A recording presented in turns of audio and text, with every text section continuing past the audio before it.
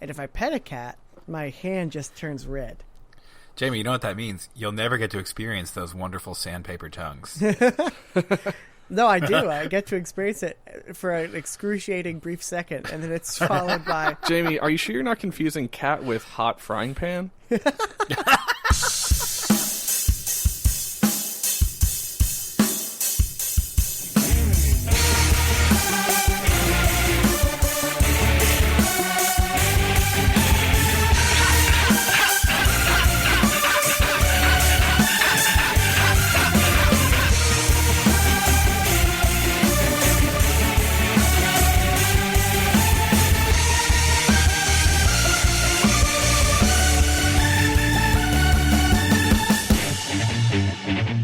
Everybody, it's Boss Barrel Radio. We're here to achieve your expectations. No, reach your expectations. Answer your expectations. God damn it!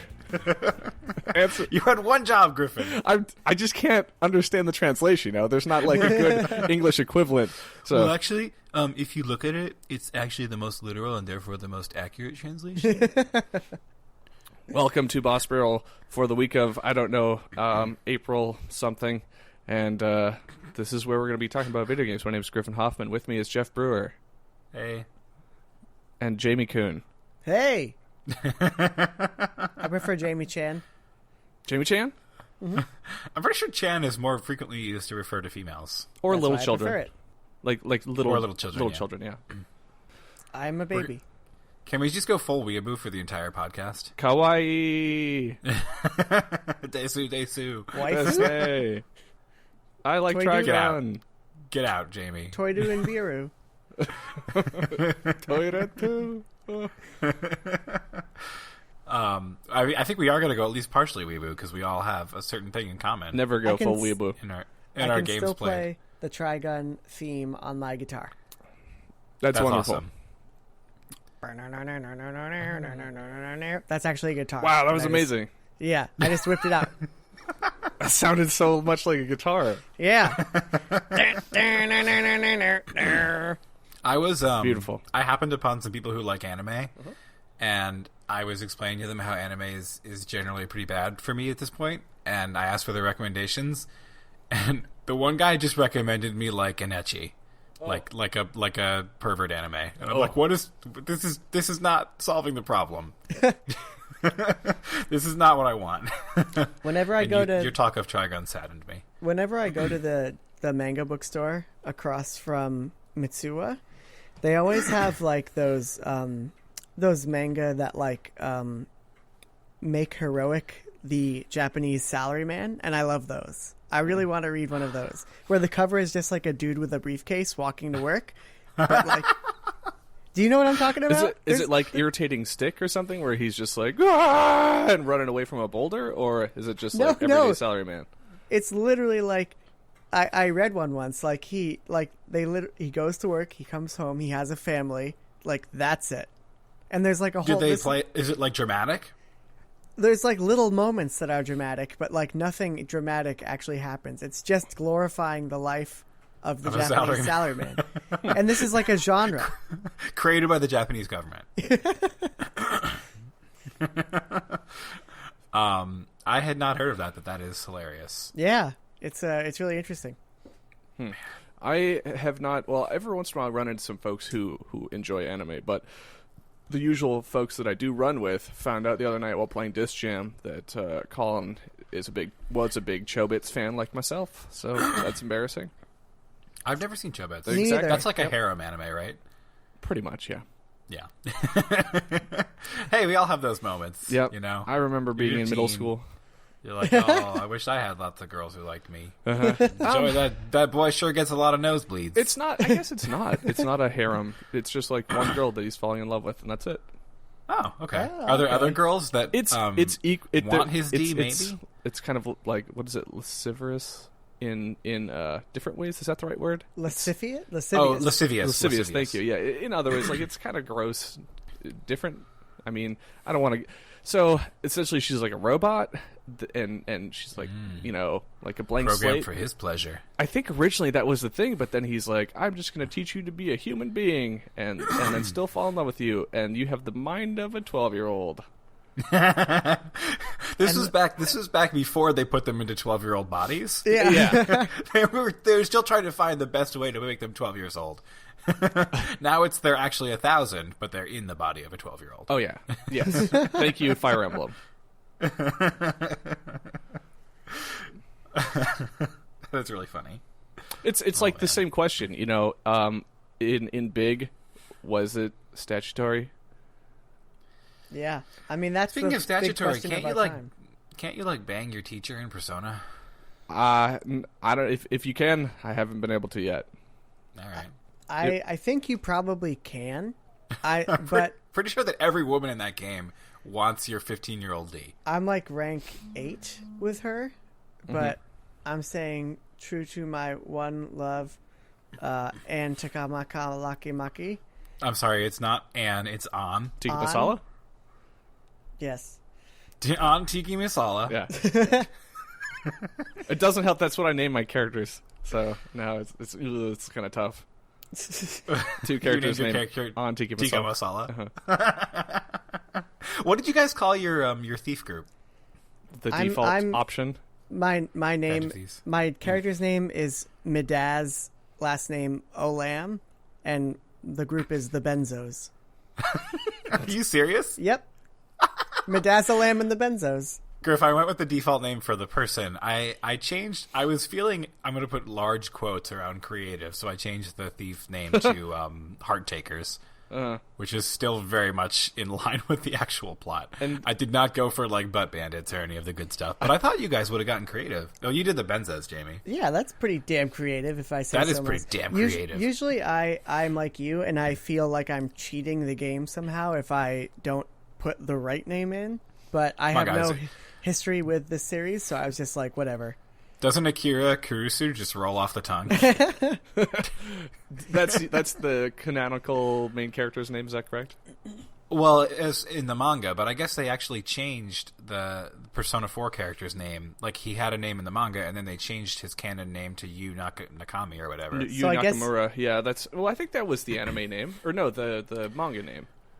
No, it was different. It used to be like Soji or something. Oh, that does sound familiar. I think after Persona 4 really took off, and they were like, okay, now here's the 5th manga that we're going to make for it. That's just going to say, get ready for Persona 5 to take off with, I think, 4 spin-offs?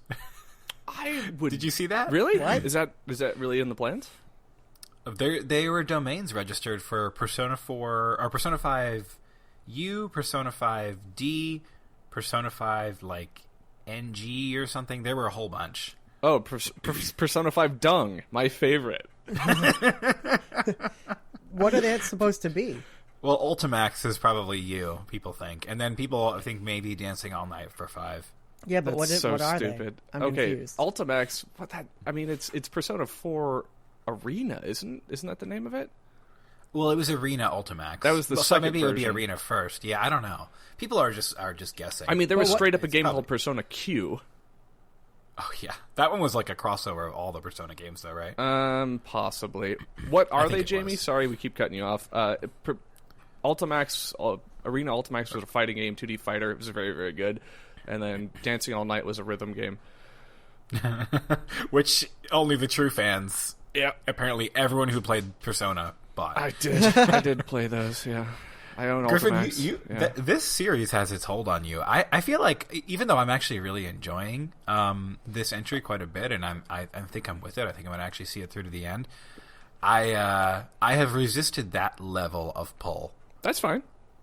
I'm just curious, though. I want to get in the mind of people who I mean, Persona 5 is different from Persona 4, very much so. I mean, it's not 2008, and I'm not in college, trying to find myself and then playing this game, and it becomes attached to me like a third limb. Nanako, my sister. Her name is... Yeah, yep. Nanako, sorry. I must protect you. Yeah. I tried. Is this our chance? Yes. There's a lot of, personal attachment to Persona 4 that I really appreciate, or that is unique to me, and I think that's where a lot of people are too. It's kind of like that thing where it's your first JRPG in the same way that Final Fantasy VII has these undescribable things. Be careful. I was going to say, so what you're saying is it's actually bad, but you like it. I'm saying it I quit has the podcast. it has flaws, but I because of resigned. the time and place it came out, it's wonderful. Just for the record, I think Final Fantasy VII is a masterpiece, and I'm just making fun of Griffin because he said it was bad. Yeah. And that's his running joke with us. Yeah, Yes. it's pretty terrible. Do you think that Persona 4 Griffin has a? Do you think there is a? You said it's distinct, from Persona 5. Do you think that it has kind of a more intimate feel to it because of the small town and the Absolutely and the character? Yeah, Yeah, and that was Jeff. You had messaged us, so obviously we're talking about Persona 5 because we were all playing it right now. And you messaged and said that you weren't really feeling the second palace, and I agree with you 100%. Like it kind of lags off after the first one. Well, The where first one's are also you really now, long. Griff? Where I am midway through the third palace. So, in my opinion, the first palace is, I still think, actually my favorite. I'm on Palace 5 now.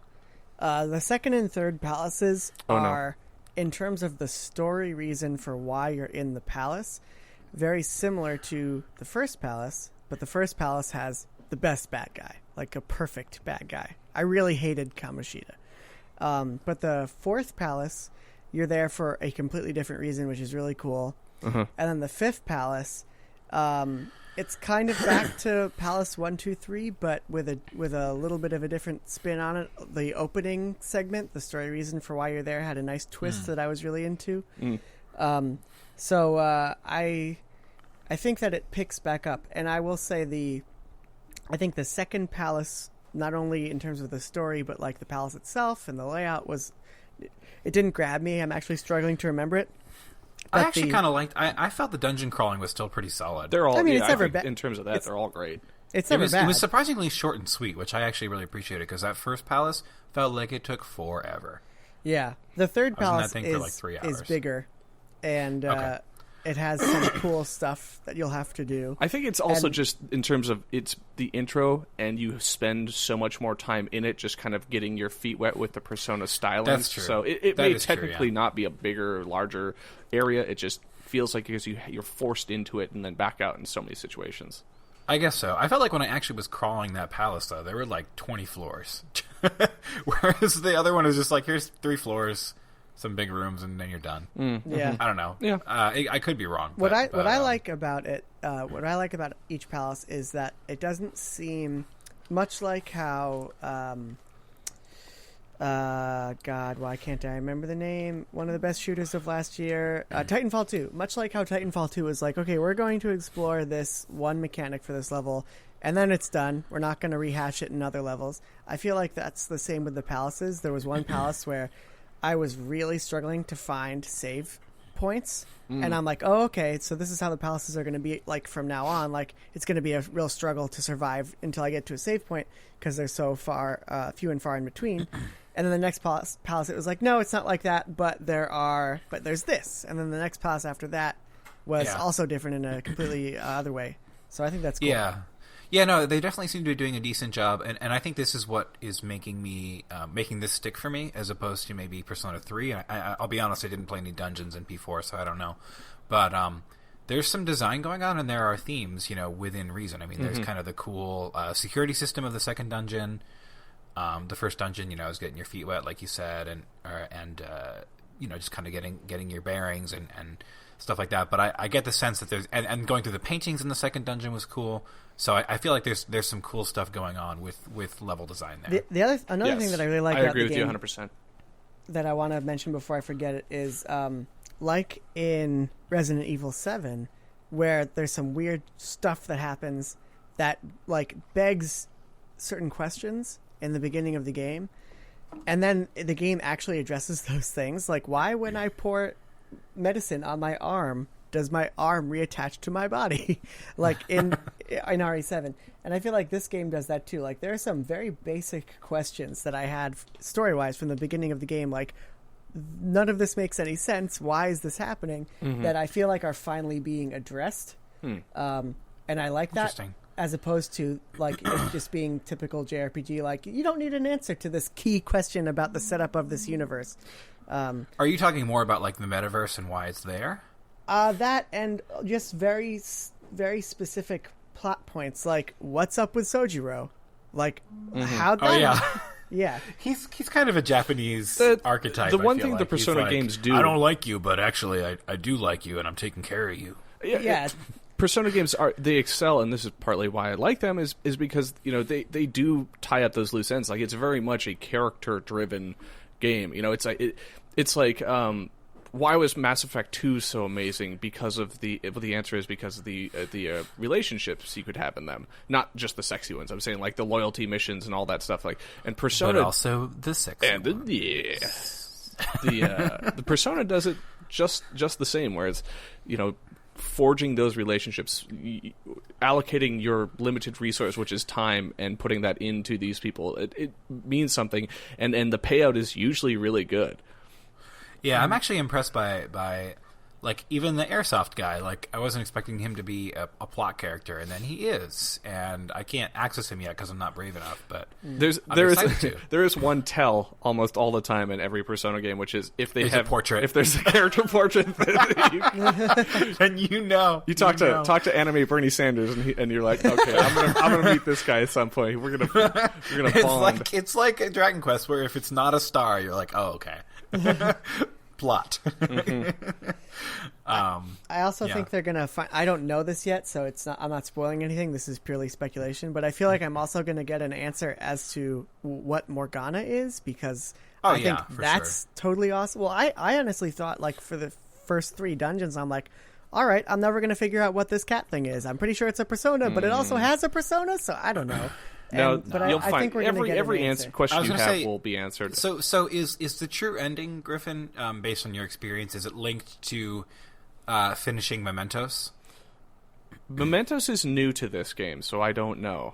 Okay. I'll give you a little history here. So Persona 1 and 2 were kind of their own beasts, very much in the SMT methodology, where you're running around like a first-person dungeon, and you're engaging with classmates, and it's in a school, and they're kind of prototypical, and in my opinion, not very interesting, because there's just too many flaws. But you can be gay in P2. Really? Yeah, apparently. Oh, I did not know that. Apparently that's the canon pairing, which I think is kind of neat. Cool. In Persona 3, that's where it kind of hit for most people. In Persona 3, I think, was a launch pad for a lot of people into the series, and it became more narrative focused, and the storytelling and characters and maturity level just increased massively in comparison to most other RPGs of the time. Did Persona 3 have the Velvet Room, or was that added in Persona 4? I believe that is new to Persona 4, but I could be wrong. Although, actually, you know what? I think it might have been added in P3 Ultimate or whatever. In the FES. F-E-Z. Yes, Persona 3 FES. Or yes. FES. So the flaw with 3 was the dungeon. It was the same dungeon over and over again. You're always going into the same dungeon with the same floors, and I want to say they were randomly Not generated. the same floor. Yeah, they were randomly generated. And then you could reach milestones. Yes. And where you could, like, save. Yeah. So the major complaint was, I the enjoyment was the relationship building and the outside of that thing, and then the combat is always wonderful, but then dealing with the dungeon, it's just tedious. So Persona 4 took it to the next level, which said, okay, it's not going to be randomly generated. We're still going to have the same, like, charming stories and characters and focus on time management and all that stuff, and then we're going to take the every area you go into will be like a unique area. However, each floor was then randomly generated, and each dungeon would have X amount of floors until you reach the top. And now in Persona 5, we're seeing the next level of refinement, where each dungeon is unique, each floor is unique. They're all well designed, and that's. I was gonna just to get back to what I originally was saying too was, I think, Jeff, in my opinion, why this game. You had asked, what is it just not the quaint setting and the countryside and stuff that's doing that they're too different? I love the Persona 4 dungeons of you go into them and you find like the corrupted persona version of this character, and then you essentially like reconcile that with that character, and then they join your team. Yeah, the dungeons are all reflections of your team members' psyches, right? So, like, Kanji, the Troy Baker character, who's amazing, it was like a men's bathhouse, and he was like, I don't know if I like men or if I don't like men, and it was like, and then in Persona 4 Golden, they're like, no, you don't like men, don't worry about it. Yeah, they definitely blinked. Yeah, they're like, nope, never mind that whole gay thing. all right. It definitely is they fell off there, but that I miss that side of it where you get to know your characters by interacting with them in the dungeons, and instead, but then on the other hand, that's why Persona 5 is great, because it allows you to interact with other characters, these villains, in a more interesting way, where the end result isn't always just like they're fixed and we're friends now. No, it's kind of horrific. Yeah, and I actually appreciate. I feel like every time the story threatens to be a little boring for a villain, like they do succeed in adding a wrinkle or two. Like Kamoshida, they keep kind of upping the ante a little bit, and like they give you a reason to hate him. With the, and again, I don't know if we want to get too spoilery, but he does some shit which makes you hate him. Yeah. And I'm sure Madarame, I'm going to find out some very obvious things like, I wonder about that painting he did. Yeah, everybody's still awful. Think he did. Everybody is awful in Persona. Gee whiz, I wonder if maybe he didn't actually do that painting that we still apparently, for story reasons, believe he did. So they do a good job of kind of peeling back the onion on the terribleness and kind of surfacing that through the level design. I thought that was cool, and I like the idea of like each of these representing. The villain psyche, like, yes. It's cool that he has an art museum and there's cool stuff going on in there. So I like that. I do too. So yeah, go ahead, Griff. Oh, I was just going to say, like, that's, I think, if Persona 4 had that level of detail for each dungeon and uniqueness, I think that it would be a better game for it. And that's why Persona 5 is just, it's a better game because of that refinement. Yeah. And so let me ask you, Griffin, in Persona 4, did the confidants exist in the same way? Like, did you have social links with people who weren't in your party? Could you say that again? And Jamie, you should go off video to reduce lag. Oh, sure. Did you have social links with people who weren't in your party in Persona 4? Yes, definitely. Okay. But there were no abilities that came from them, right? No, that is very much a new thing where forging those relationships also give you... Yeah, Persona 5 Which just I love. adds so much more to it. Like... Oh, well, I would have thought this was in the previous ones, because it seems so integral to everything that's happening. Nope. Wow. You're just making friends, and that's about it. And then it. Yeah, and they add so much to the battles. Like, I feel like the battles are very dynamic because you always have lots of options. I honestly think that the battles in this game are more fixed. They're more fixed only because they've now made there's too much. In Persona 4, it was, your physical and then your basic elements and then, like, evil and holy. Now you've added nuclear and psych and gun and and it's just, in my eyes, it's too many things in that you only are now able to exploit weaknesses. You cannot brute force a fight. Oh, really? I've been brute forcing a few fights. Are you playing on easy? No, I'm normal.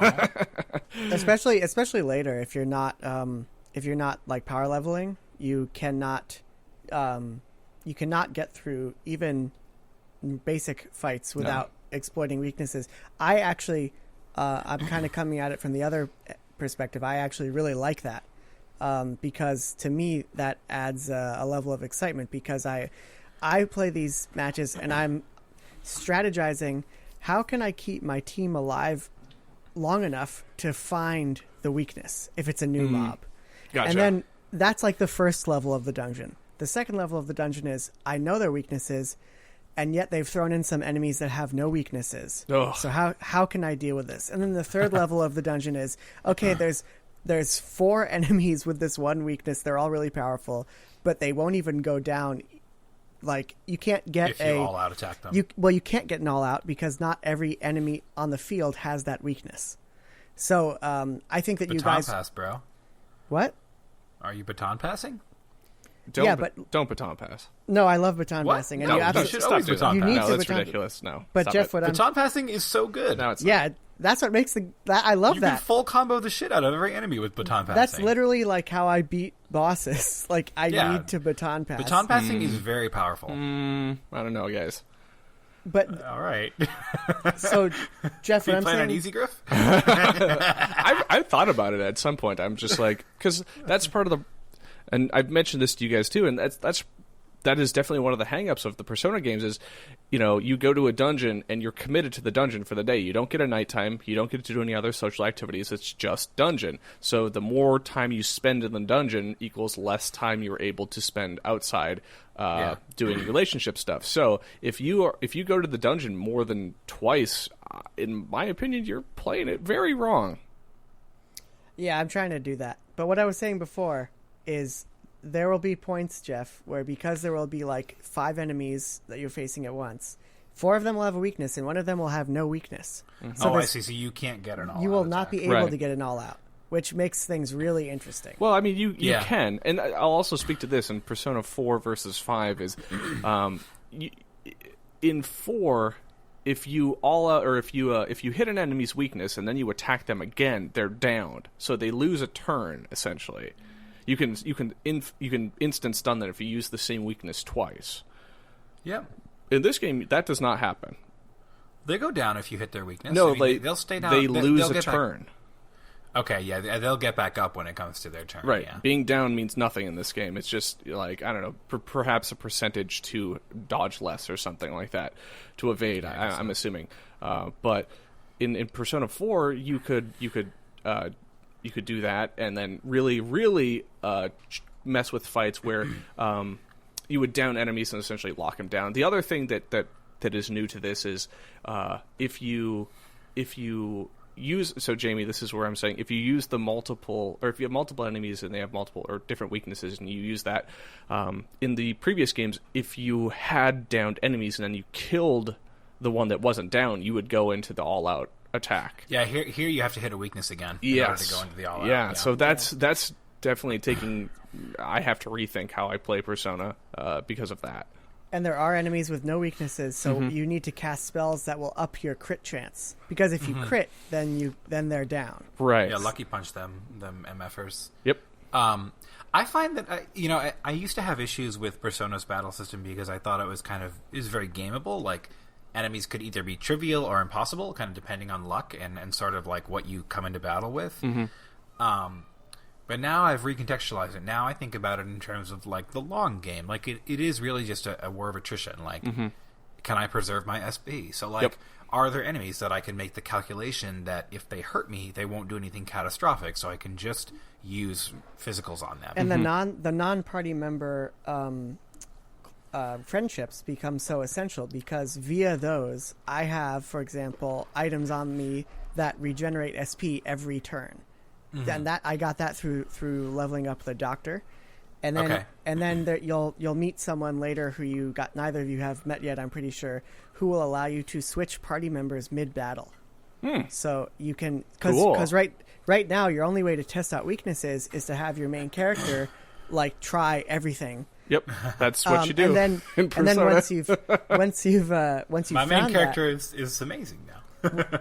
Once you've found that, you have like one option. But as you grow your party, you'll have other members who can do all of those things. So it's nice to be able to swap them in and out mid-battle if you find that weakness. And Jamie, I'm really excited that you said that because, and on top of that, you'd made some other comments in our group chat, and like I am just so excited to keep pushing forward in Persona 5 because, like I said, I love Persona 4, but this game is just a undeniably better game in terms of mechanics with allowing you to sub in party members who are not in fights. They get experience, relationships then having an impact in-game, in-dungeon stuff. Like, all that stuff didn't exist in 4, and it's just very smart choices. And that's why when you guys are like, oh, it's so confining and restricting, I'm like, holy cow, this is incredible. It's like sweet freedom. I don't feel too confined. The one thing that I don't love, though, is when they're delivering the story for the next Nemesis,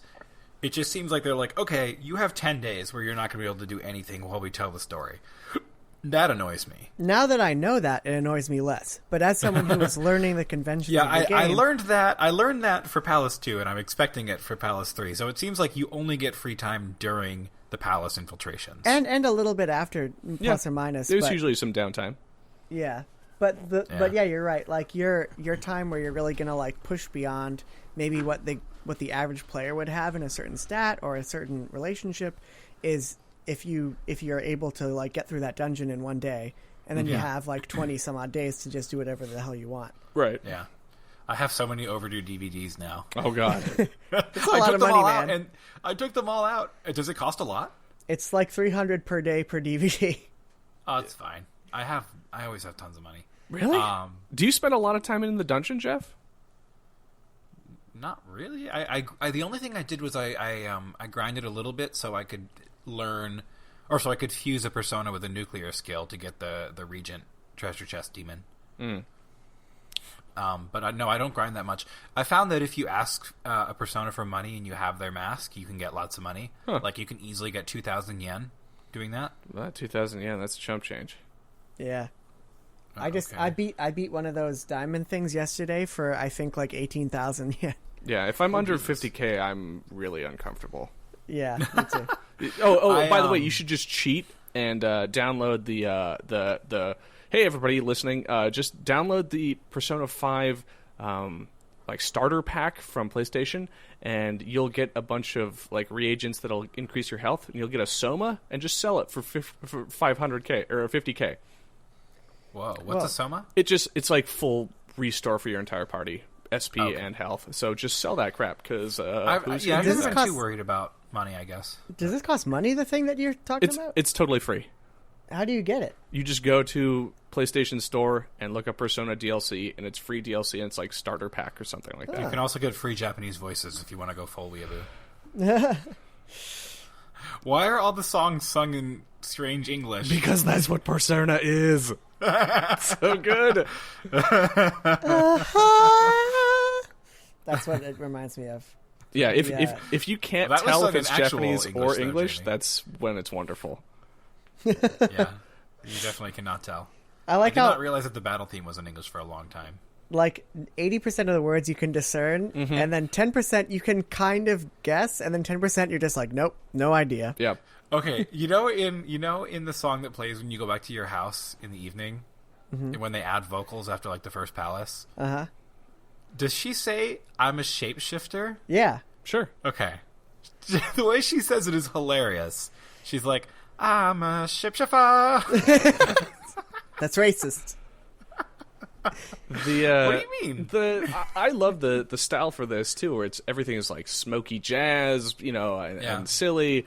Yeah. Instead of, I also, the Persona 4 mentality was like punk rock, but through Japanese filter. So kind of Splatoon music, if that means anything. And then this one, committing to this style that they have is just so wonderful. I will say this, though, and you guys will laugh at me and think I'm stupid, but I really, this is actually kind of a sticking point for me. So I just discovered that PS4 will work with amp DACs of any kind, which is awesome. And so I've been playing with my expensive audio equipment hooked up to my PS4 and listening through headphones.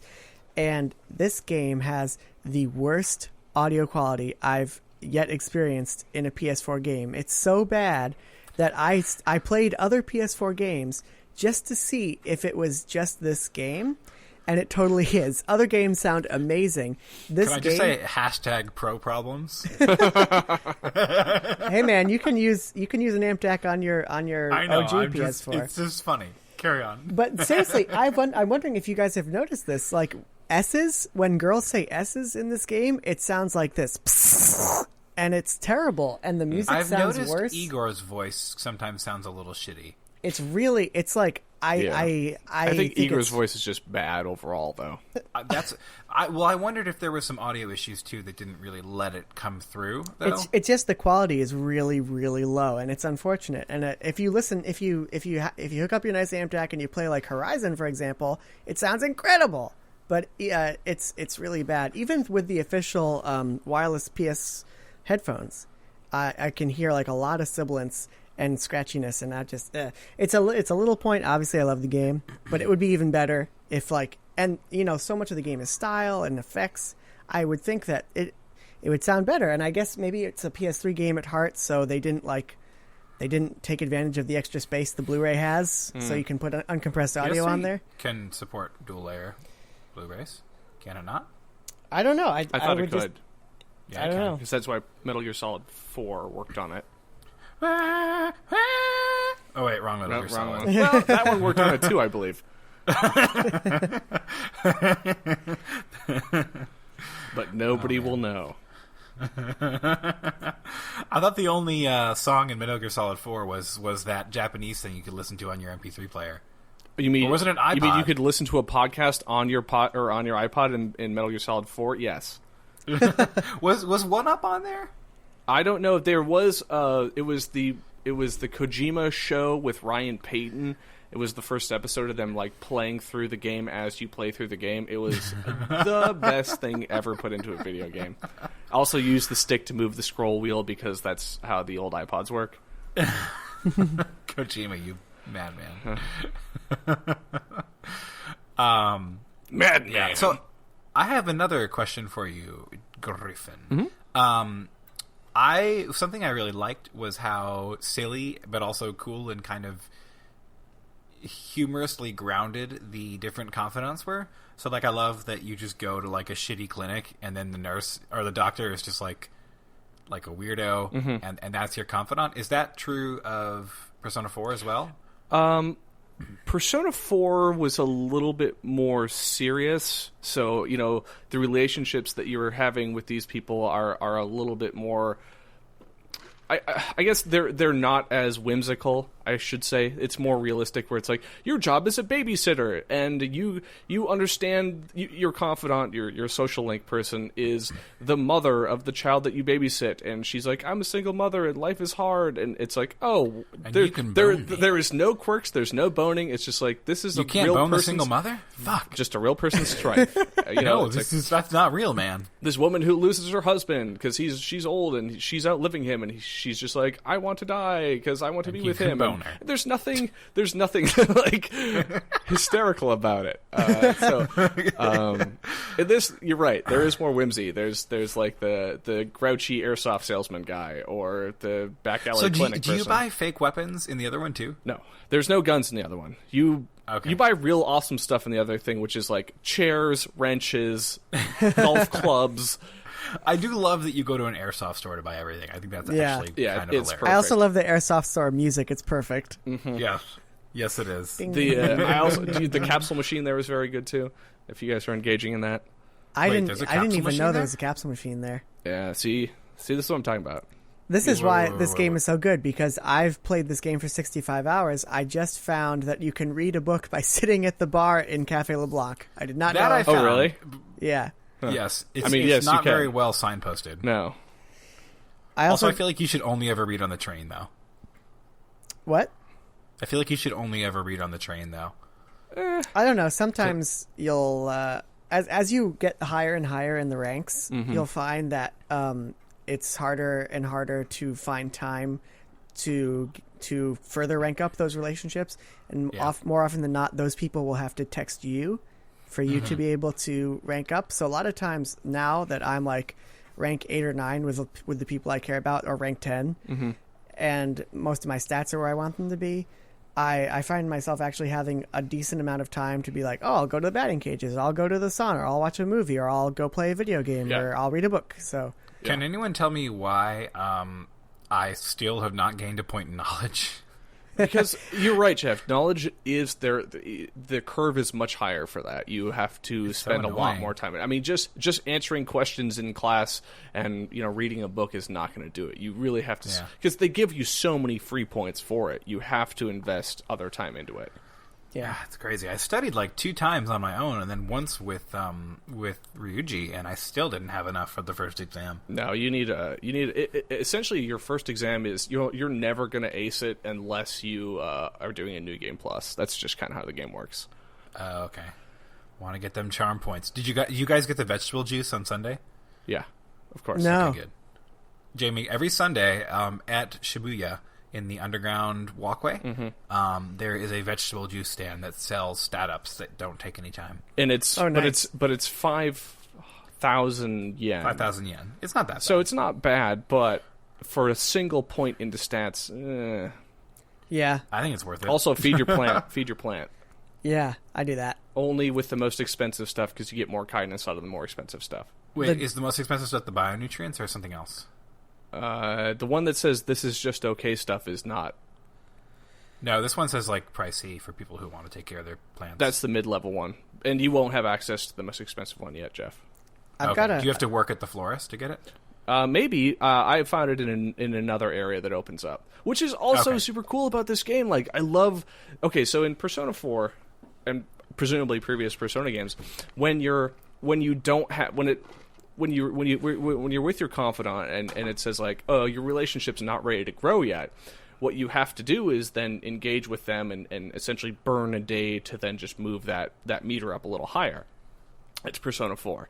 In Persona 5, it's the same thing, except there's more attention brought into those like kind of lower nadir moments where I can't rank up with Ryuji right now, but instead, like, we're going to go to this park that's on the map, and we'll have a conversation there that normally we wouldn't be able to have. And in previous games, it's just like, here's a cutscene of us, or not a cutscene, but here's just a shot of the two of us walking and talking, and it's like, you feel like you've grown closer.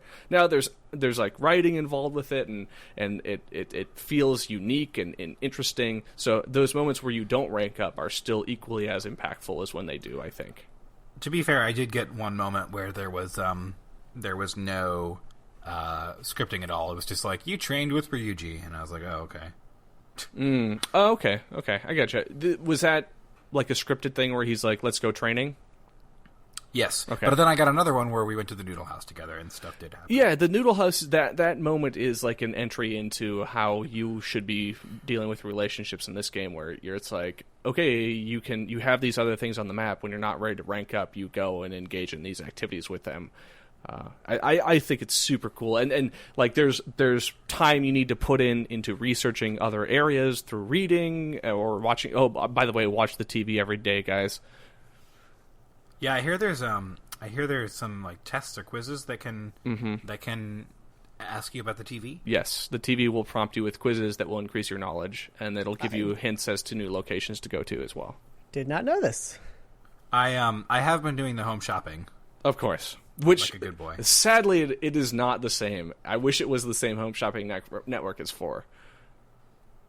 What happened in 4? Oh, the tune is amazingly catchy, and the guy who had like a character profile, unfortunately you didn't get a bond with him, but it was just beautiful, and it was great. Oh, that's too bad. Yeah. But yeah, no, I mean, on the whole, I really like the game. I think it's got a lot going on. I still am not sure that, like, I think it's like enduring or wonderful. Like, I'm still trying to decide whether I'm like, is this like a really impactful game that will stay with me for a long time, or is this just fun? I can't decide. If I'll maybe just lay this out there, and here's my suspicion, is that if it is like any of the previous Persona games, there will be a third act twist that will just really take it to the next level. I'm really hoping that that's the case. Because, Persona 3 did it, Persona 4 did it. I'm hoping 5 just really, like, grabs you by the intestines and brings you along with it on this journey. And well, Griffin, I didn't want to say anything earlier, but now that I'm not saying it right after the things you're saying you want, I can tell you many of the things that you've said you want will happen. Good. Yeah. Ooh, so it's still a Persona game. That's what I love to hear. Yes. Wonderful. I just didn't want to. So there were like 3 times in the last 30 minutes where you said something like, "Oh, I wish I did this," and I'm like, just keep playing. That makes me so happy because it's those things that are, one, a factor that, like a trait that defines Persona, and then 2, an improvement that I would hope to see from previous games. So I'm excited to keep playing. I will devote all my awake hours that I'm not at work to it. And I'm excited to hear that, I just too, hope to answer to your expectations. It seems like a game that really it's an onion. I mean, you peel back the layers, and there's just more and more shit underneath. So I'm 65. excited I'm to get 65. Yeah, sorry. I just jumping off that. I'm 65 hours in, and it's like there's still like, oh, there's a new confidant. Yeah. Go meet them, and then it's like, oh wow, that you know how you can like preview what they'll give you if you rank up with them. Yeah. Yep. Some of the things that like are amazing, and I can't wait to explore those characters. It's really cool. Yep. I'm excited. Me too. I'm other 44 hours in, and I'm only on Palace 3, so I'm taking a little bit more time than you, I think, Jamie. Yeah, I'm like 26, 27 hours in, and I'm finishing up Palace 2. Right. So. I think partially that's because if I ever go to Mementos, like, I just grind myself into a pulp. Really? So I went there, and I just got to the next rest point. I didn't take it as far as I maybe could have. Do you think I made a mistake in doing that? Yep, time to restart. No. I mean, that's part of the thing is, like, I've restarted a couple times, not like the full game, but like rolled back a save because it's like, oh, okay, I see what happened here. This is not the outcome that I was expecting from this interaction, and I will be... Yeah, you'll be on the back foot. So here is the one thing that I do find frustrating with Persona games, and that is the relationships. They are fun and they are amazing, but in terms of practicality, there is no point to have a relationship with a team member who you don't expect to use in battle.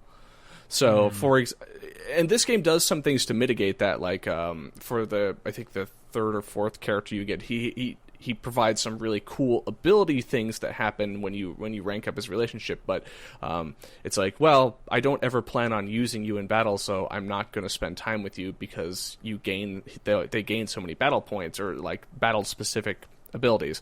And then on the flip side, if there's a character who I do really like using in combat, but I haven't got to the point in the story in which I'm able to then spend social time with them, it's unfortunate because I'm like, oh man, I really want to use X person, but I have to stick with my standard party because they don't have the skills and the traits that other people would. Is it really that unforgiving in that regard? I mean, no, it's you need to use the character you've maxed out. It's definitely not unforgiving, and you can bust it down to easy if you want to mitigate any kind of challenge that combat would present to you. But I'm just saying, like, you guys say, oh, baton pass all the time. Well, you get a new person, you don't get baton pass until you get a couple levels with them. So why use them? You got to stick with your crew. No, I think I don't know. I hear where you're coming from, Griff. I guess I haven't had that sensation, but from maybe like a min-max perspective, it can be really frustrating. And I definitely have had the kind of experience of having to roll back, which is annoying. Like, I hated not knowing that when you send a calling card, you have to wait another day, and not realizing that you can make Thief's Tools that night. Yeah. That caused me to waste like 4 days. Yeah. Yeah, honestly. I did the same thing once.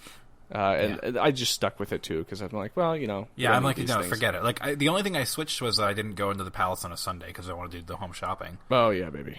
I just have someone make Thieves' Tools for me while I go and raise other stats, because that's how I roll. That is also one of the best things about this game is it knows your time is the most precious resource. So the things that they give you to allow you to like circumvent that is wonderful. Like, I love the character that you meet that is like, they can do laundry for you, and I'm like, no, get out of here. That's wonderful. Yeah. There's a character who can do laundry for you? She can do laundry eventually, for you. Yeah. It's incredible. There's just so many good things about this game.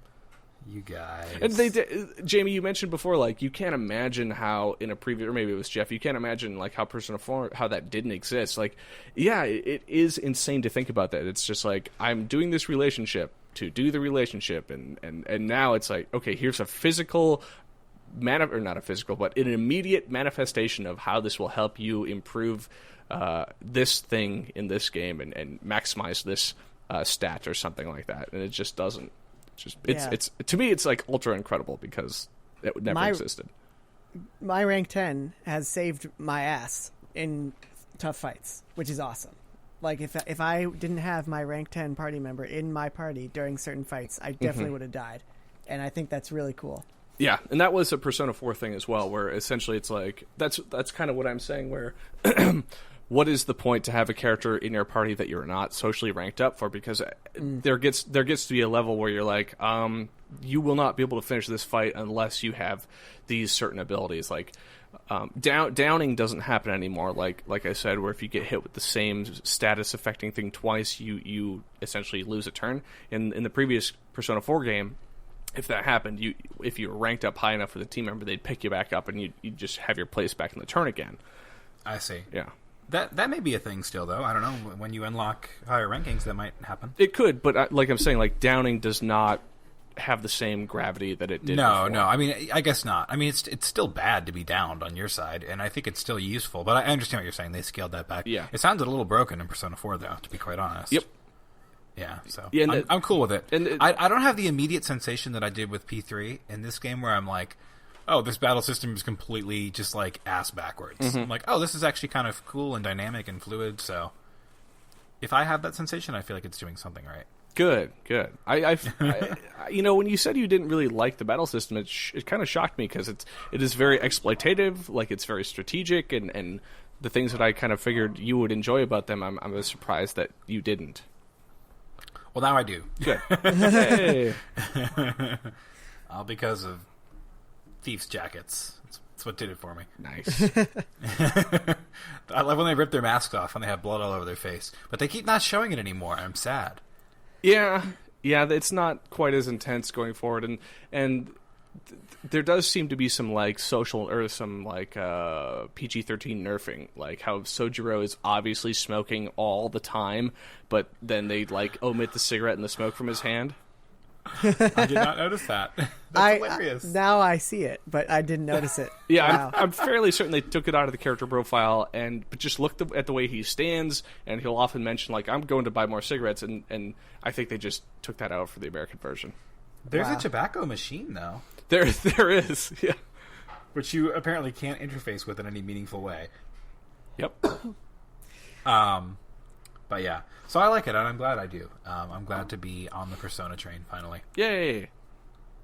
Woohoo! Also, you guys want to talk? You've been to Mementos. Everybody has been, right? Was that not one of the best lines in the game? Like the cat bus thing. Translation jokes be damned. I mean, or hatred be damned. That cat bus joke was wonderful. Yeah. Yes, that definitely answered to my expectations.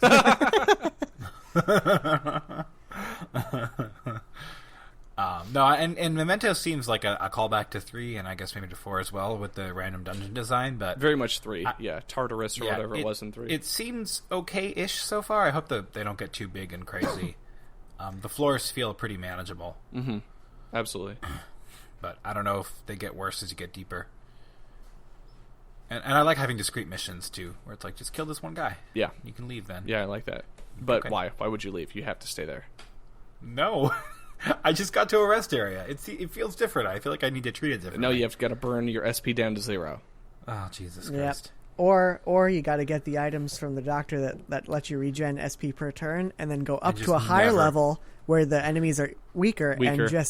And just attack them with non-spells. This is Until how crazy. I have not seen you're right. The Reaper scared me, man. That's a Persona 4 tactic with Golden, where you would be in a dungeon, you could hit a button and get SP regen, so you just run away and deal with easier stuff. Gotcha. Yep, you're absolutely right. The Reaper? I don't fear the Reaper. I have not seen him. Okay. The chains thing, man, that freaked me out. I have not encountered it either. I know he was in 3, because I remember the Reaper enemy from 3. Yeah, not in 4. Okay. All right, interesting.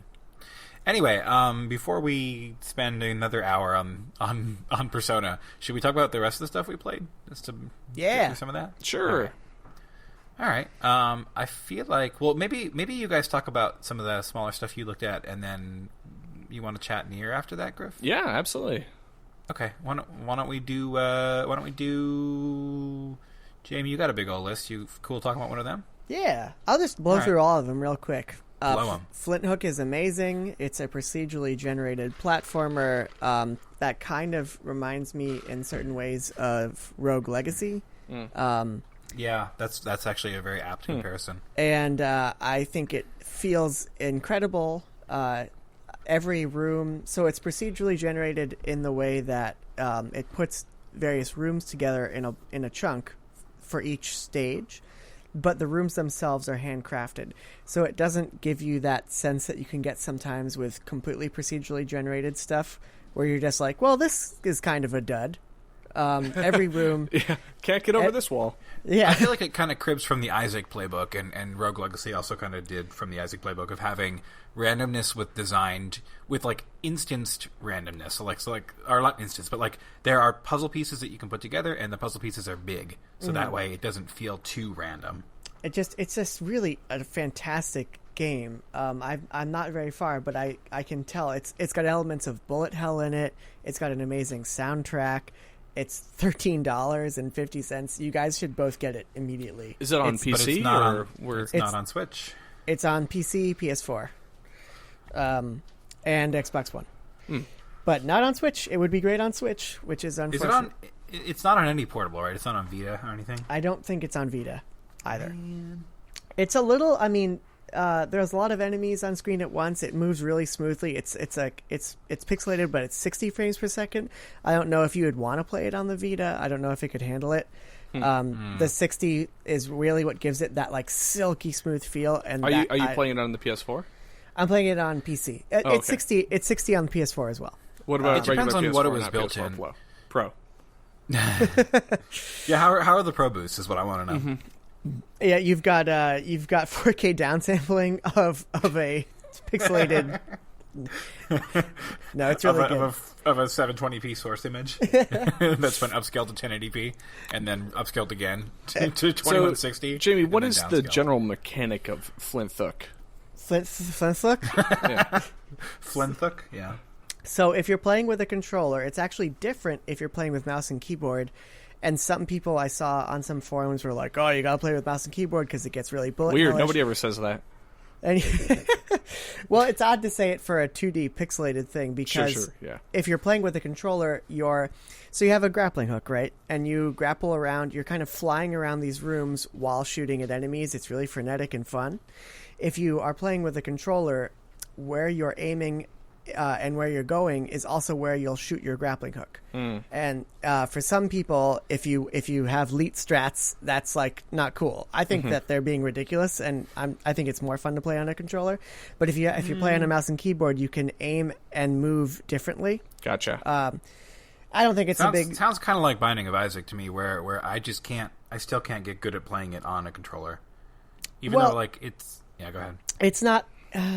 it doesn't feel the same because in the Binding of Isaac, you're constantly shooting.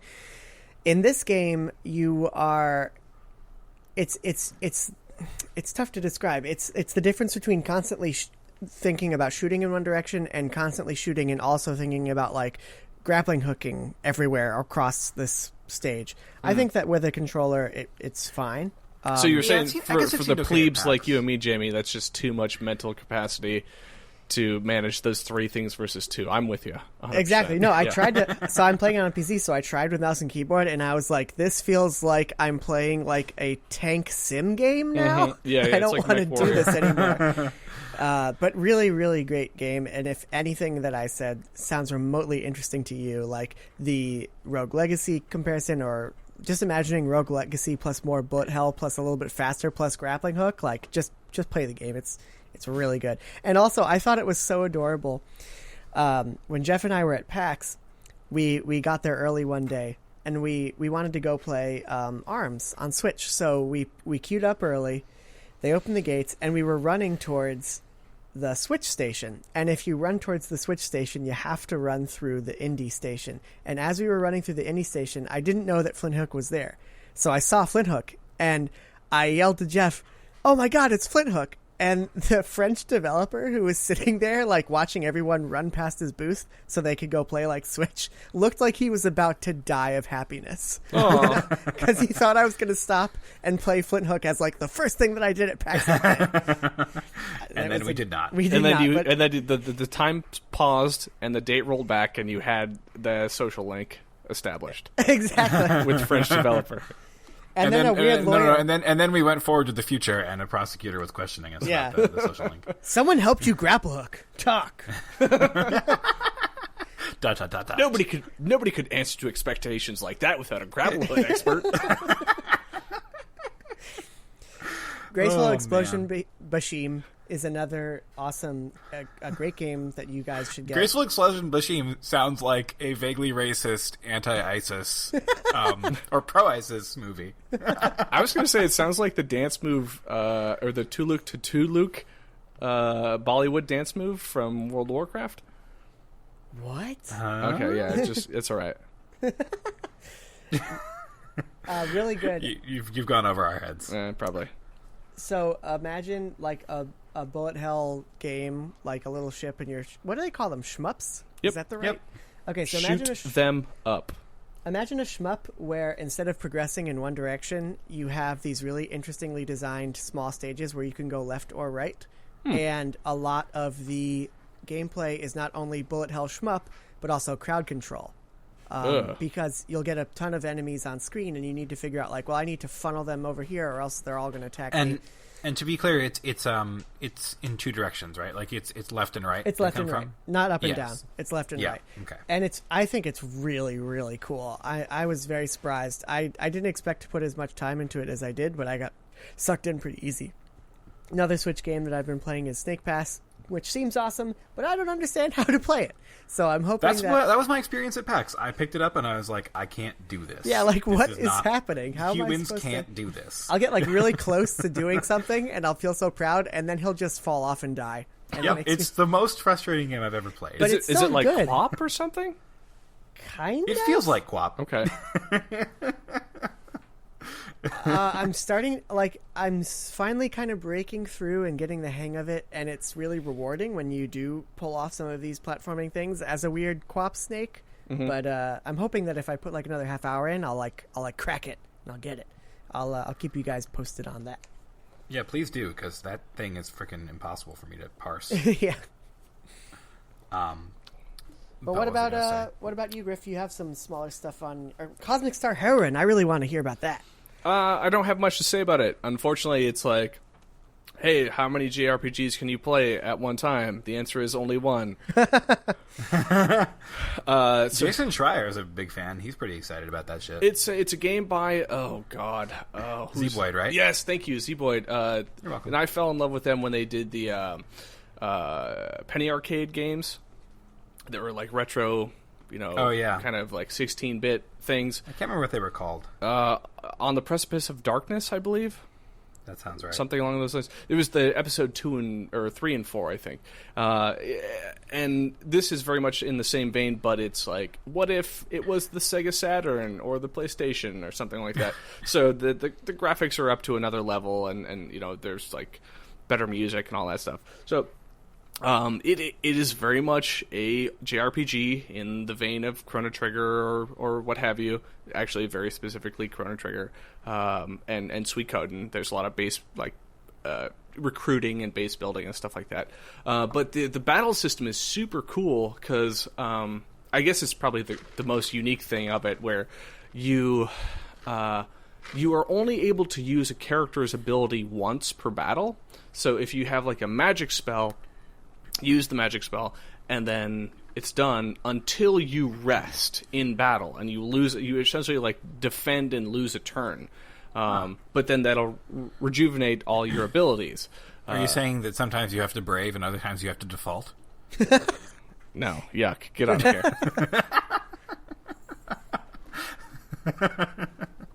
Sorry, carry on. No, it's fine.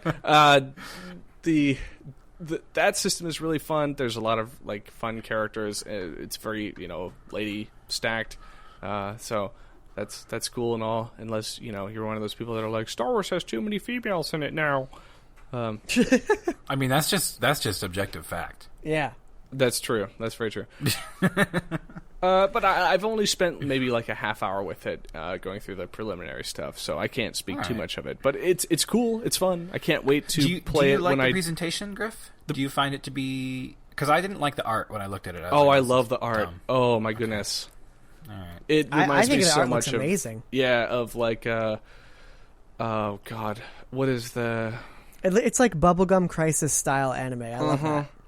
Like not Maybe Lufia. I wasn't looking at the right art. I'm missing the name. Don't you Rufio? No, not Rufio. Not Rufio. But the game is in the vein of Jean Ralphio? Money, please. The other game, speaking of money, please, the other game that I played was Yooka-Laylee Nice. on the PlayStation 4. That was the best transition of the podcast ever. Collectibles, please. I'm glad that I answered your expectations, Jamie. Yooka-Laylee is a bad game, guys. And you know why? That's too bad. Because collectathon platformers were never good games. Boom. Boom. I'm fine with that. Also, fuck Sonic. Played... What's that? Nothing. You fucker. No, I played Mario and enjoyed that one collectathon platformer, but Mario has always stood apart from every other collectathon I don't think platformer. Mario's a collectathon platformer. I would agree. No, it's not a bit, but certainly Super Mario 64 had a lot of collecting in its levels, collecting 100 coins, collecting red coins, collecting stars. You collecting 5 pieces to unlock something, Collecting the end of the race, collecting the boss fights. No, there was collecting. In No, that you're game. you're right. It's Nintendo does this Nintendo thing where they streamline and hone and smooth out all the rough edges of that hot trash and make it actually good. Yeah, they're on Like another level. Skyrim and Breath of the Wild. Yeah. Yeah, Breath of the Wild has a lot of collecting, but it's just different. I think that I never really cared about Banjo-Kazooie. I'm not that kind of person. You mean you're not stupid? Yeah, exactly. Good. That's what I mean. Yeah. Banjo-Kazooie is a bad game, all right? That's the honest answer. Every time I watch that game being played on Awesome Games Done Quick, I'm like, why? Right? Just everything about this is incoherent. It's the same thing where it's like Crash Bandicoot was not a good game. Don't fool yourself. What? Nope. I disagree. No. Dude, okay, you run towards the camera. It's awful. What's I Gauging love, the jumps makes no It's goddamn impossible. sense. I'm very do. excited. I'm very excited for the remaster. Oh, you mean also- the Skylanders version? Yes. I'm very excited. Oh, Jamie, I'm so sorry. I have such amazing memories. So it's like people who enjoy the remasters of were adventure you games. blazing out of Oh, your it's mind? amazing memory, so it's like Final Fantasy VII. No, but okay, adventure games are good. Day of the Tentacle is a good game. That's true. Yeah, but it's if you have that nostalgia for it, it's even better. But I feel like I could put like I would say it's less bad. Crash Bandicoot was early days of 3D platforming when they were just Still trying to throwing shit figure at it the out, wall yeah. and seeing what stuck. That is a weird ass game. Yeah, I love come it. on, Plumber Boy. You know what's a better game than Crash Bandicoot? Temple Run. That's Because they had the accurate. good sense to get you to run away from the camera instead of towards it. Mm-hmm. guys are crazy. Anyway. You'll have to give us your full review when it comes out, Jamie. Crash Bandicoot Recooted. crashed. Recooted. Recoot. The Recoot. Crash Bandicoot the Recoot. Gear up for the recoot. Yeah, so Yooka-Laylee is very much a platformer in the vein of the Collectathon, Banjo-Kazooie, Hot Trash time frame, where you had more time than money, and you're like, I would just like to spend 55,000 hours doing nothing ever. And yeah, there's a trouser snake, and there's characters that are little quirky Trouser snake? things. Yeah, there's a snake, and he's in pants. That's cute. Yeah. But it's very much like that British humor where you're like, okay, I get it.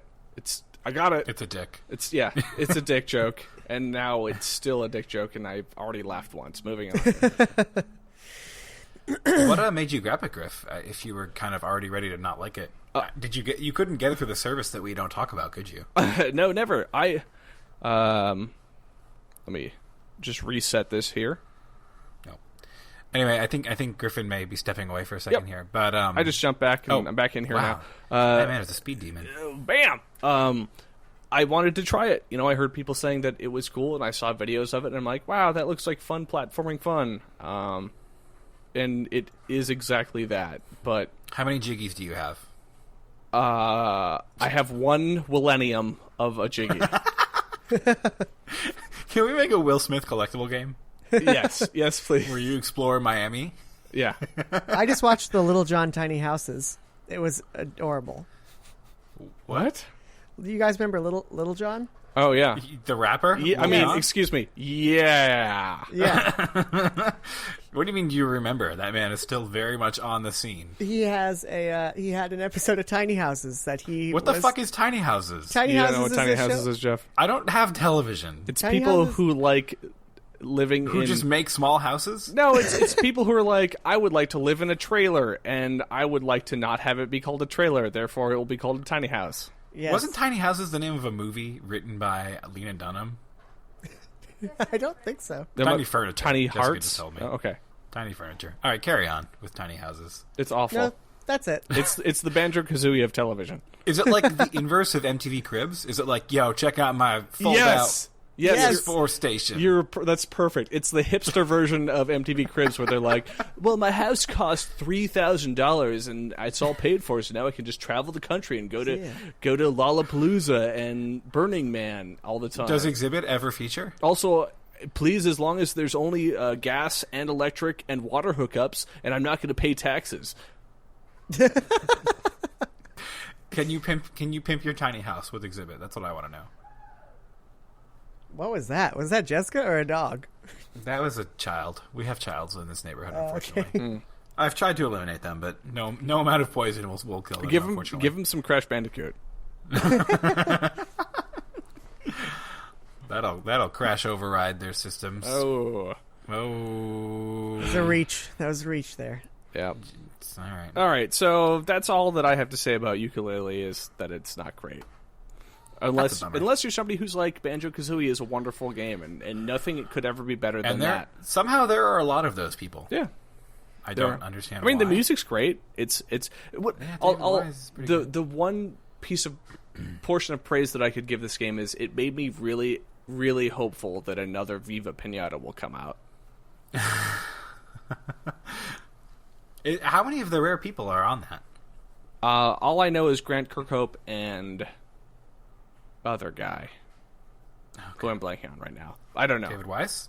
Yes, thank you, yeah. Aren't those just the music guys? Yes. Well, they'll make a game. Maybe Ken Lobb's there. Who knows? I didn't. That's all the rare people I know. I think isn't he still over at Microsoft? Or is he gone now? He might be still in the Microsoft prison. Yes, he's just locked in a room with a Kinect. Yeah. Jay Allard, you betrayed me. But anyway, so Griff, Milo, help. Should we talk Nier? Sure. I don't know how to do. I think go ahead. should leave the stage for you. I mean, we talked about Nier before. We did, and I don't remember how much we said about Nier, and it's a tough game to put into a box. Should I leave? If you guys want to talk spoilers, that's No, cool. no. I don't think we'll talk spoilers. I wouldn't want that either, since I've only done the A ending, and I think that may be the jumping off point, Jeff, for you is you went beyond that, and you've kind of cracked into the nearness of this game. So yes, maybe you want to speak to that. Yeah, so I will. So and I'll just kind of talk about it in generalities compared to the original game. So the cool thing about the original Nier, for me, it wasn't even necessarily You got this thing called social links. You have these confidants, right? And then if you get high enough, you can bone them, even if they're your 30-something teacher, and they have buttholes. No, so in the original Nier, what drew me to that game wasn't necessarily the alternate endings. I just enjoyed kind of how odd the world was, and I thought that the bond between the characters was really compelling. I don't know if you felt the same way, Griffin. Mm-mm. No, you didn't like the bond between the characters? I didn't really feel like there was one. Between 9S and 2B? No, not in Automata. I'm talking about in the original game. Oh, okay. You didn't think that Amel, like his relationship to the protagonist, was interesting? Yeah. All right. I was more interested in the world, and Okay, less on the character. I had Nier was fascinating, and the attachment that he had felt like superficial, but that was just me. Interesting. I don't know, something about the ways in which those played out for me. There was some direction that really made them stick for me. Less so in this game. Oh, interesting. I would say that the bonds are more interesting in this game. That's fascinating. Well, they're interesting, and I think they're more traditional. I think that there was here's what I would describe as strange in Nier. So in Nier, the bonds were interesting, but there was also like a lot of dissonance in them. Mm-hmm. So like characters would do things for each other. Like Amel would do things for Nier, and Nier would be like, thanks.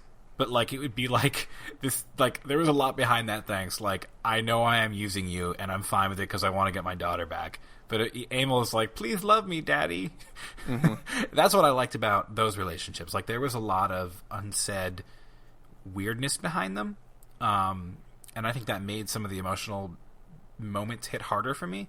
Because, like, when, you know, a character sacrifices themselves and you're like, oh, this is... It's like a 10-year-old game, Jeff. You can just say it. All right. So, like, when Emil sacrifices himself in that game, it hurts because like you know that like he's just doing it to help, right? Like with this final objective, and the other character doesn't give him the respect he deserves, but like he wants to be loved. It's just something about it. It's like they're all a fucked up family. Sure, that's how I would describe that. I feel what you're saying. It's just, to me, that doesn't say like bonds connected to each other. That was just his character of, you know, he could have existed without Nier. Yeah, well, I think that the interactions between them was intriguing to me. Sure. So less so in this game, and I found myself after playthrough 1 being like, oh, this is interesting. There's a lot of quirks here. This is a little weird, but I found that after the first playthrough in Nier, like I was already like, whoa, this is a crazy world. Yeah. And also these relationships. Are I really would weird. say after like the first dungeon in Nier, you're like, oh. It's the robot fuck pit. All right. Oh, in Automata, you mean? Yeah, sorry. Yeah. Well, the robot fuck pit was interesting, but I kind of expected that. And I think that like you know, you go into a Yoko Taro game, if robots aren't fucking each other, like you're like, what happened? Yeah, it's called Drakengard. So I think those were all weird, but I think they were kind of in the realm of expectation, and sort of at that point it wasn't yet delivering on being a sequel to one of my favorite games. I think that where it starts to deliver on that promise is in the follow-up endings, and I think the additional endings in this game add a lot more than the additional endings in the original Nier did. And again, I don't want to get too in depth about how they changed the game. I will say that ending B it really comes at things from a pretty similar angle. Having started playthrough B, I can kind of feel that that's going to be the thing. Yep. C is entirely new, so, and again, I won't explain how or why that's entirely new, but C is where you really start to tie up a lot of loose ends and answer a lot of big questions, and there's some pretty big reveals, and then D and E follow pretty promptly afterwards. But taken as a complete product, there's some really interesting stuff happening there. Gotcha. And I do love the themes that kind of play out. I think there's some cool stuff. I mean, obviously, you know, there's some big questions about what it means to be human, etc. That pretty much everyone in this conversation has already experienced. But the stuff that comes out in these later endings really just kind of expands on the tragedy of the world in a way that is very Yoko Taro-esque. Cool.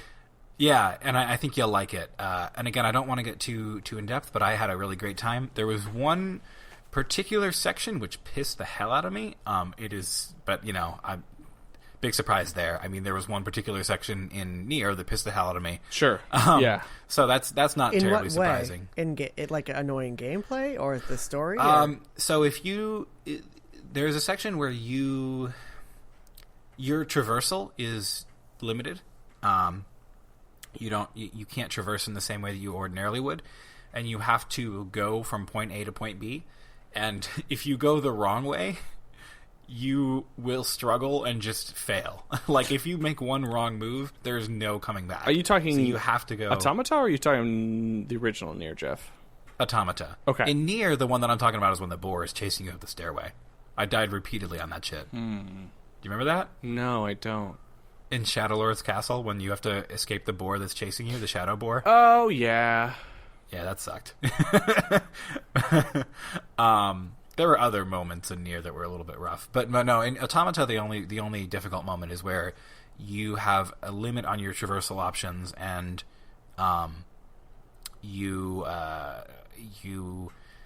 have to go from point A to point B, and if you fuck up, you have to start all over again. That was pissing me off. But for the most part, I mean, this is a game that feels very fun to play. And there's definitely some performance issues, but, you know, the actual act of playing the game is pretty much fine. I mean, I think it's kind of more of a means to an end, although I did enjoy the combat. Yeah. And again, you know, he does a good job of delivering themes through some little flourishes in combat. Just little things that I don't even want to spoil for you guys, but sort of like the way that certain enemies die just imparts a certain level of... it's stuff that you don't see in other games. Right. And I think a great quote of his that I read about why all of his games have unhappy endings, he was like, I think that a game where you kill like hundreds of people and then you go and like give your girlfriend a kiss, like that's the unhappy ending. Like if you kill gazillions of people, like you have to be fucked up. Like there's no way that you'd be a normal human after that. I really like that, and I think that more games need to embrace that, like philosophy, because they were talking about it either on Waypoint or Giant Bomb, and I don't mean to like be rehashing what others have said, but like I like the idea of your main character can only be as moral as his least moral action. So if you're killing people, that's how moral you are. I would say that Yoko Taro embraces that wholeheartedly. You should play Spec Ops: The Line. What's that? You should play Spec Ops: The Line. Yeah, that's... No, I mean, I would say that his works very much are in line with that kind of approach. No, that's a good way to distill it, too. Yeah, and there's so much attention to detail. Like, I don't know if you guys have looked at the weapon stories, but if you... as you upgrade your weapons, every weapon has a story associated with it, and they're all little mini tragedies. Have you guys read those yet? I read one, it was like, this is the weapon that belonged to the Beast Lord, the King of the Forest. And then I never used it again. You guys should check those out, because if you unlock all the upgrades for the weapon, you get a little vignette. And it tells the story of, like, there's one where, like, a woman was being harassed, and, like, she killed her harassers, but then the village hated her because she, like, had this weapon. And the stories always add a little more texture with each upgrade. Cool. And there's lots of just cool little stuff like that. And it's a game where, and again, I think this is true of Nier as well, where after you get some of the big revelations, the temptation is there to like go back and replay the entire thing again and be like, oh, now that I have this understanding, how does that shape some of these actions? Because there's some moments in the first playthrough that feel a little incoherent, and some lines that are like kind of throwaway, and you're like, is that a translation thing? You're like, what is that? But they are not. Yeah, that's awesome. Nothing is ever throwaway with this guy. I think 8.4 translated this one again, right? So they did the first one. You know, I would say it does answer to my expectations on the translation front. It is an example of a game that I think really needs a nuance in its translation, and I think it does a really great job of doing that. Cool. So yeah, it's real good, and I think it's slower to reveal its riches than Nier was, but I think it's still a very solid game.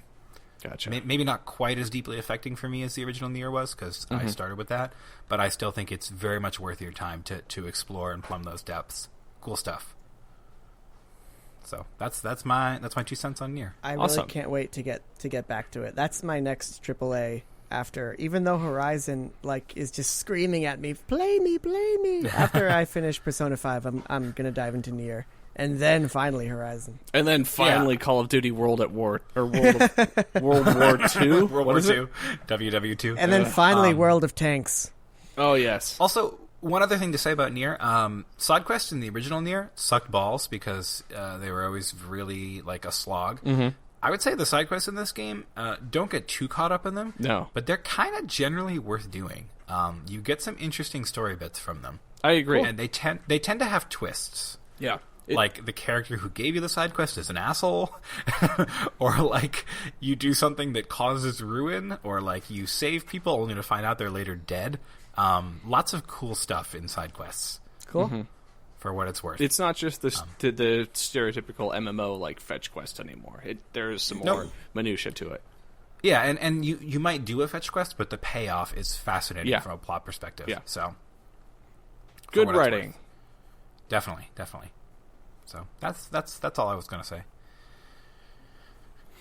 Well, gentlemen, that, I guess, puts a cap on what we've been playing. There has been some news. I feel like news has...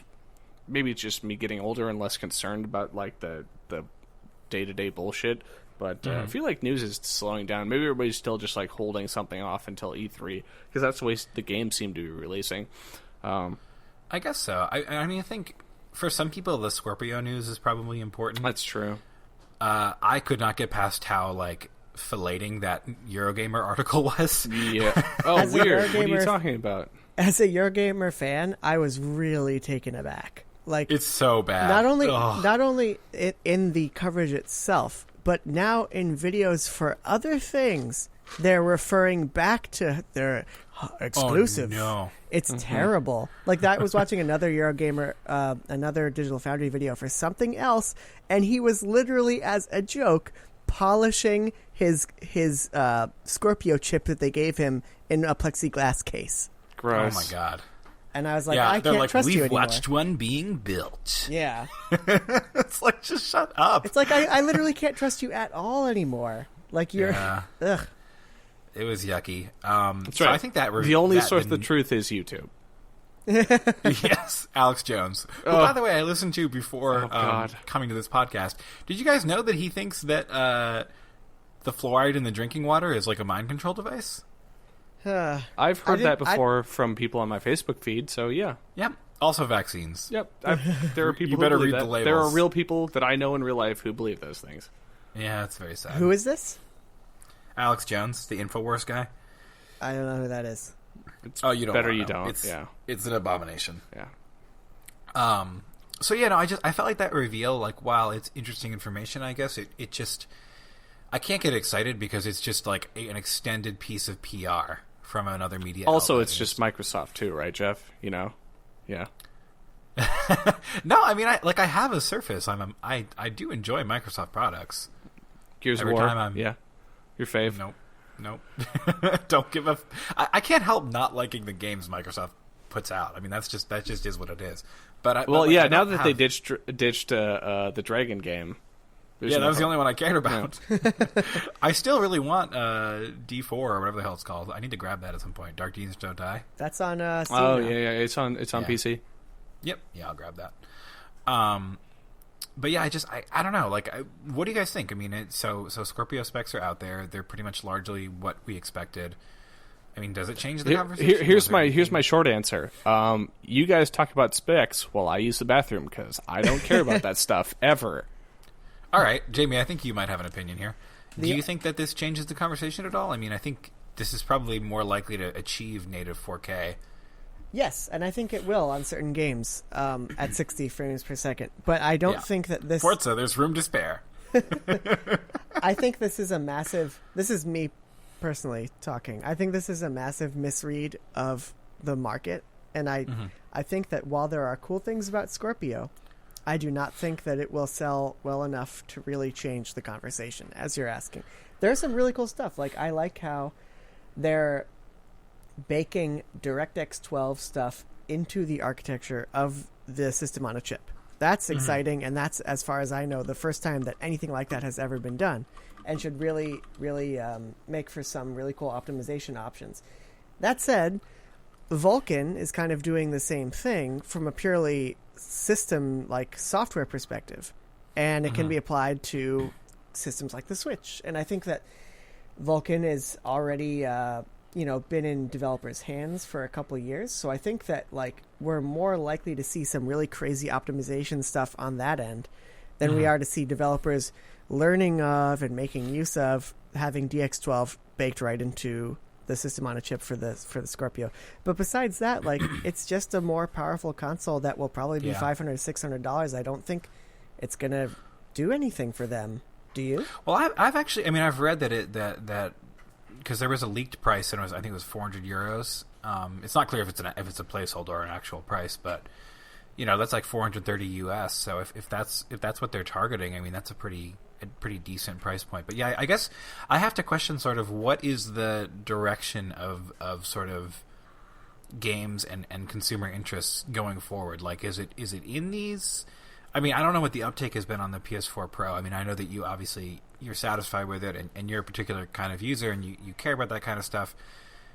Are other people the same? I mean, I don't know if this matters for people, and I also don't know what it means for generations. I mean, obviously, like it's a big upgrade. It's a 4 times increase, which is pretty big, but it's still the same CPU architecture. Like, it's still a Jaguar, just like upclocked. So who are the guys that made Firewatch? Campo Santo? I think that sounds right. Yep. So the Campo Santo guys were on the Giant Bombcast, and they were talking about how, in general, they're favor of these half-step console generations because developers like anything that extends the life of a console generation, and this essentially does that. And they think that this will be good for the industry and good for everyone, and eventually even good for the consumer, because you can still hang with an OG Xbox One if you can only chalk up like the $100 to get one used, and that's cool. That's awesome, and you'll still be able to play the games. But they were and I'm inclined to agree. Go ahead. They were also wary of the new Nintendo 3DS situation, where sometimes you get some real clunkers if you're playing on the OG, just because it's hard to make something that scales up and down and works in both ways.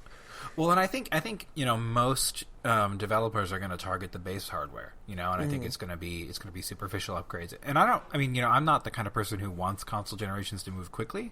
And I think the output in terms of the AAA space has been relatively slow for these generations anyway. So if this extends the generation, then I guess I'm okay with it.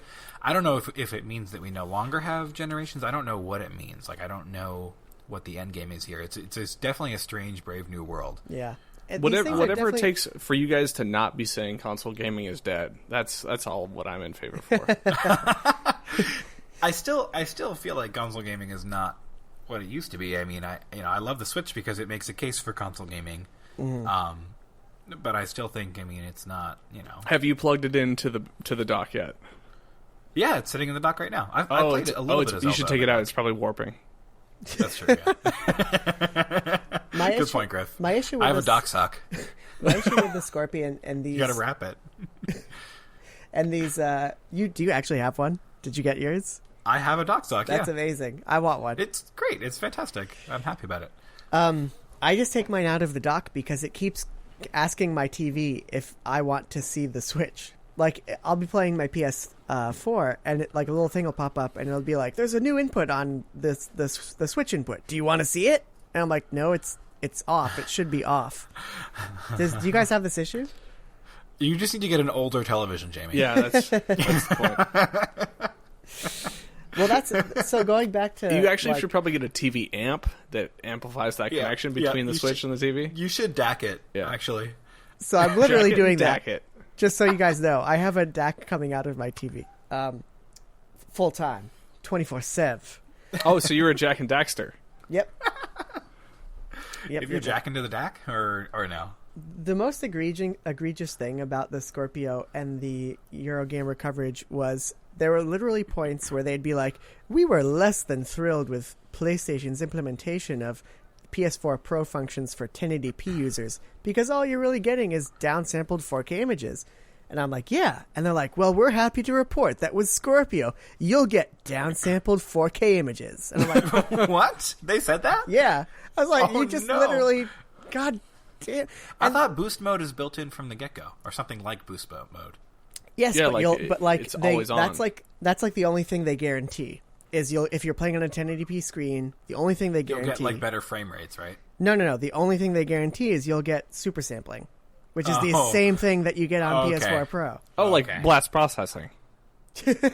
Mode 7? Time to triangle. Mode 7. Mark Cerny.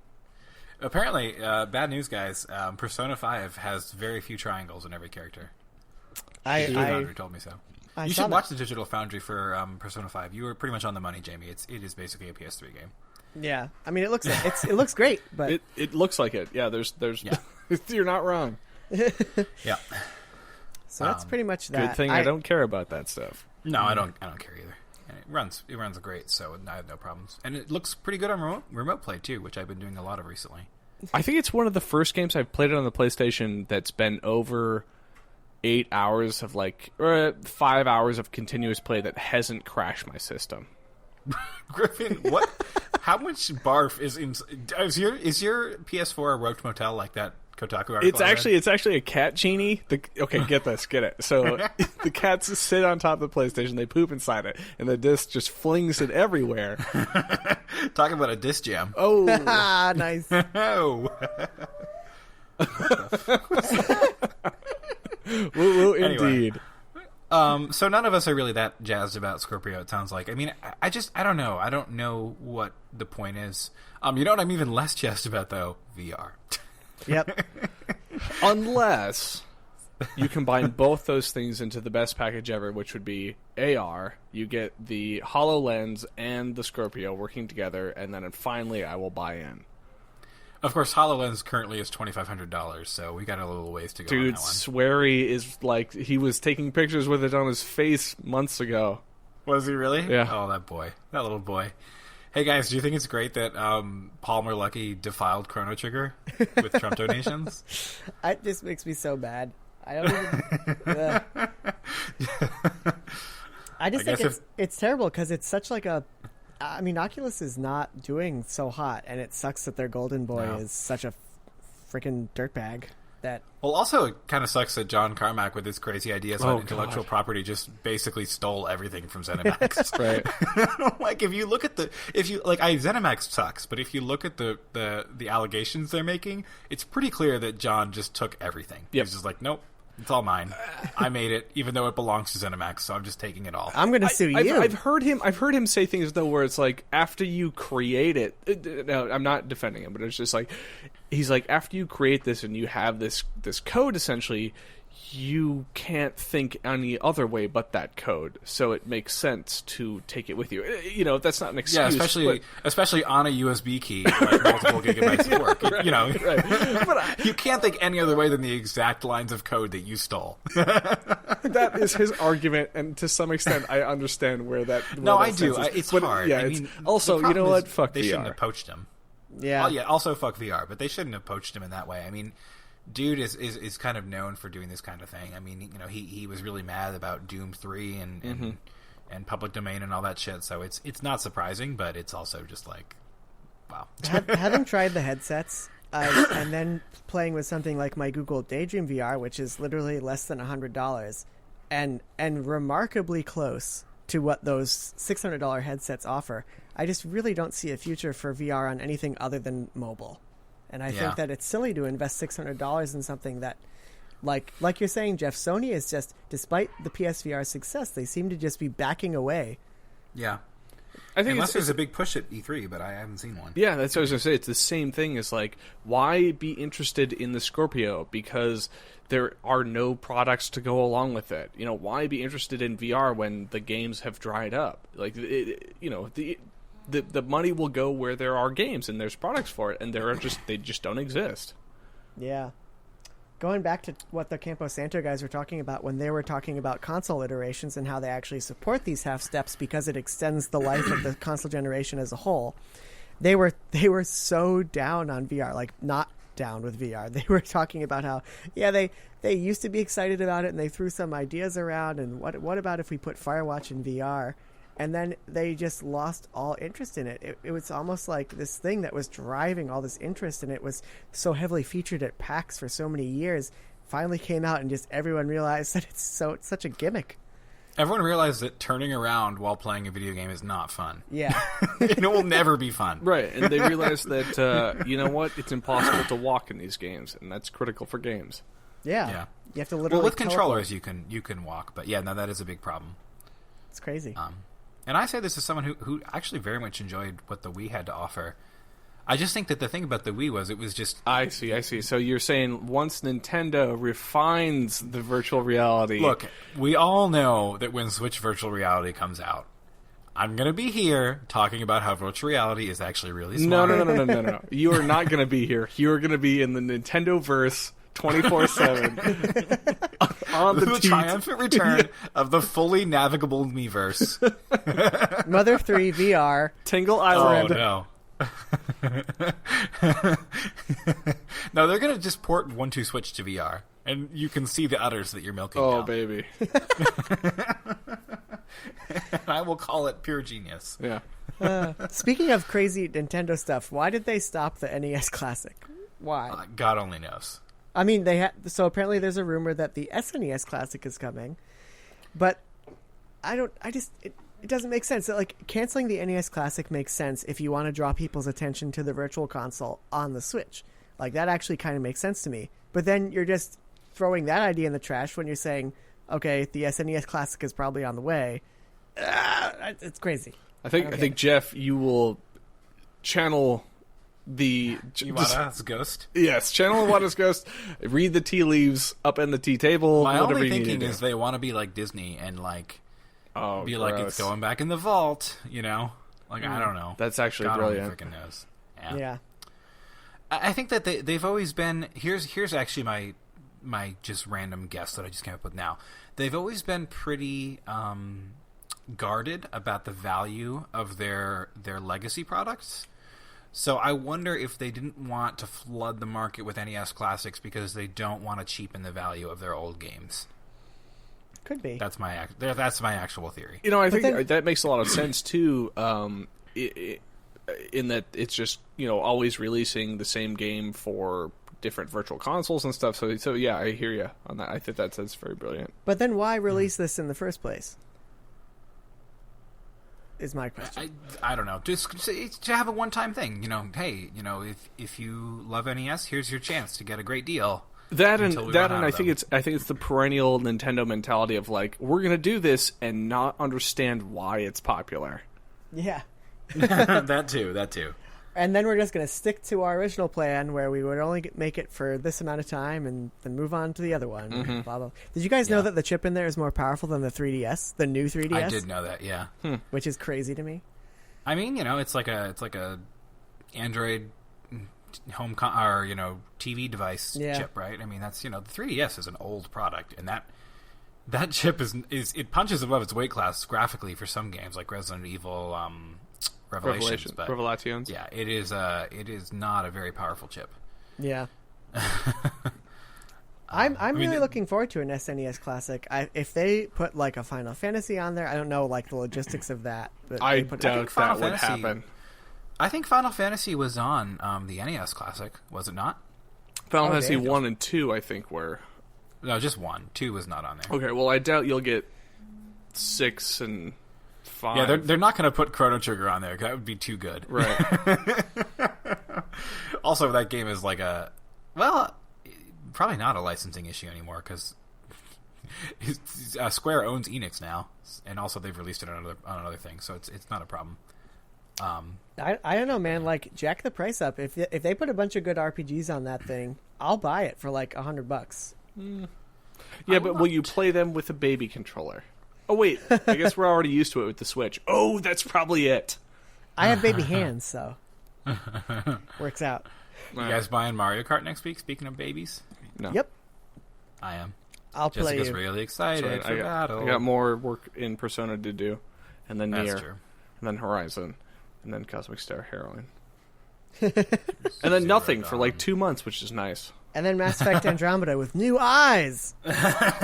And No longer do they all look dead inside. I can probably not have to. I probably don't have to play Prey because reviews are coming in that it's trash. Really? It looked trash to me, so I'm not surprised. When is looked it like? releasing? Go ahead. When's the release date? May 15 or something like that. It's mid-May, I'm pretty certain, or early May. That's unfortunate. It looked like Dishonored 2 in space, and I was really pumped. Yeah, so trash with the space veneer. Did you say Persona 2 in space? Dishonored 2. Dishonored, no. Oh, Dishonored 2. It did not look. No, it looked bad. It looked confused to me. Like it looked like it looked like a Half-Life mod, kind of. When they showed the gameplay preview, I was like, wow, this looks pretty atrocious. Like, I can't get excited about this. And then people were like, whoa, it looks really cool. And I was like, okay, sure, whatever. So I'm not surprised that it's terrible. It just That's a real bummer, though. makes me super sad that it's another nail in the already buried coffin of what Prey 2 should have been.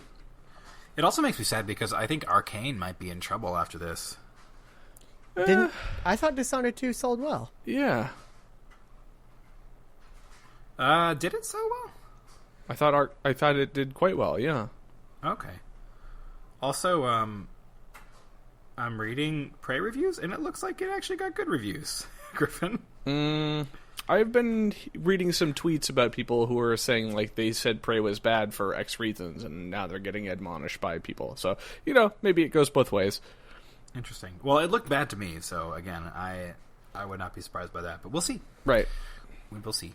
So it looks like Dishonored 2 sold about 1.5 million, which I can imagine there's a world in which that's a miserable failure.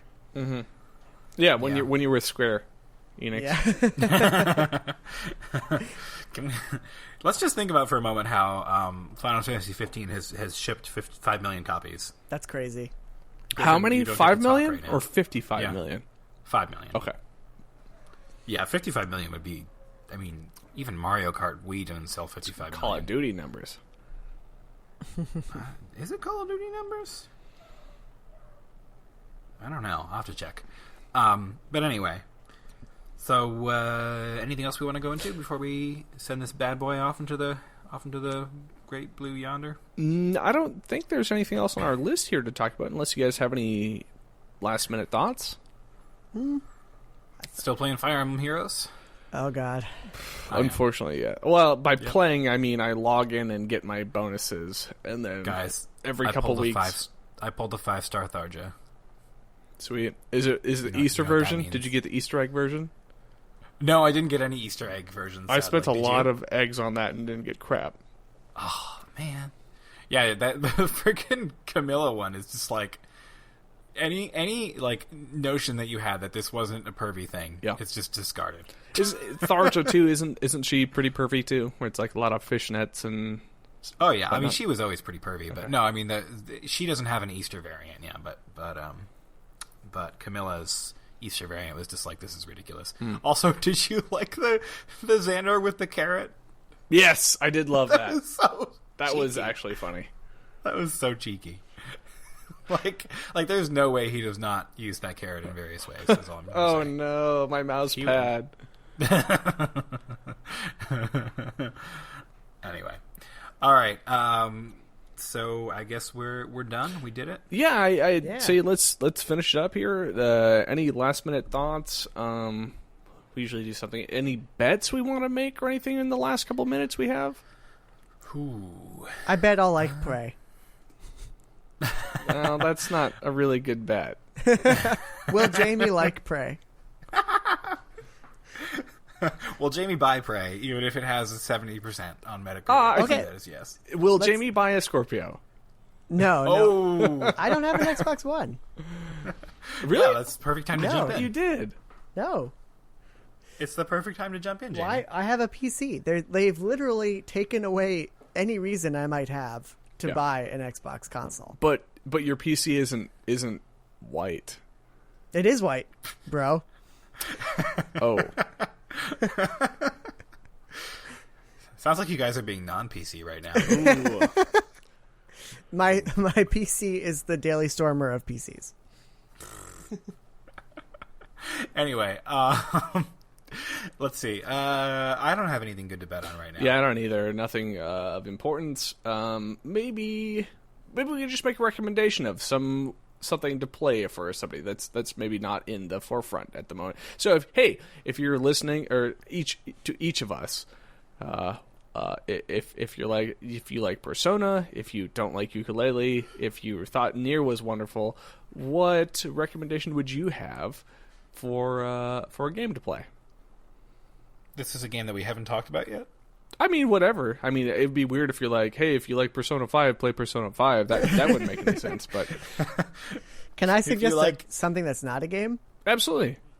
Lincoln and in the Bardo by George Saunders is an amazing book that if you like weird stuff, you'll probably like. It's a historical fiction novel about... in real life, Abraham Lincoln's son died in the middle of the Civil War, and Abraham Lincoln was like incredibly distraught by this, and there's like multiple accounts of him like going. That's when he went to go kill the vampires, right?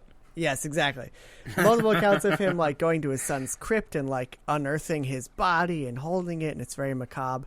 So this amazing American author George Saunders took this idea and kind of ran with it, and he wrote this story about Abraham Lincoln's son's soul in the Bardo, which is a Tibetan myth about like the space in between after you die before you go to heaven or hell. Mm-hmm. So it's a story about Abraham Lincoln's son's soul trapped in this graveyard with other ghosts, and it's like a fight for his soul. It's really cool. That sounds awesome. Hilarious. Yeah, but it's like serious, but it's like funny too. It's like I can't really describe it. It's amazing. You guys should check it out. Also, anything else by George Saunders. Okay. By the way, guys, just so you know, no Call of Duty game has sold more than Mario Kart Wii. This is a point of pride for you. Not one of them. Black Ops 2 got close at 32 million copies. That's so surprising, really. Yep. Huh. Mario Kart Wii sold 33 million. That is insane. 33 million units? Units of Mario Kart Wii. 33 million eunuchs? 33 million eunuchs. Yes. Call of Duty is... Jeff, are you using that through your patent Nintendo Google search that only provides you with Nintendo positive information? Yes. Okay. You can't access it on a smartphone because users don't like smartphones. But Bowser keeps his child lock on smartphones. That's true, he does. Well, he's a villain. Canonically. Anyway, I'm going to give a non-game recommendation because Jamie did it. And that is what I have on my mind right now. You guys should watch... do you guys have HBO? Yep. Nope. Do we steal your HBO, Jamie? I don't know. Do you? No, not anymore, because your mom changed your password, and now we have to use our other friends. Oh, okay. Asshole.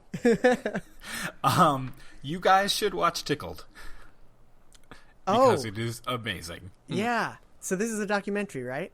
Yes, it is. It's a documentary about competitive endurance tickling. Oh, boy. Does it get really horny? Let me tell you, if you like twists, if you enjoy Nier, if you like strange RPGs, okay, you're going to love Tickled. It's about this journalist who happens upon this sport, quote unquote, called competitive endurance tickling, and it's just where young athletic males tickle each other. And of course, his first thought was, I know where this is going.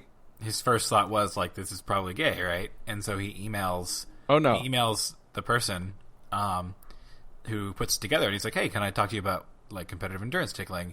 And then they email back and they're like, stop trying to push your homosexual lifestyle on us. He's not said anything about gay. And like, we don't talk to you. We won't talk to you. It turns out the reporter is bisexual, which is why they responded that way. But, it sparks this whole investigation where they get to the bottom of what's really going on behind this whole competitive endurance tickling scene. And it is amazing. That's amazing. I highly recommend it. Oh man! And it's on like HBO only? Yes, it's like good old fashioned like investigative journalism with just all the crazy and lots of just really surreal moments. That reminds me, I need to keep listening to S-Town. Yeah, S-Town's good. How far did you get, Jamie? I'm still only on, I think, the second episode. I just keep forgetting, but I really like it. Yeah, it's good stuff. It definitely is not serial. Yeah. Fakes you out. It's like maybe we could be serial. We are not.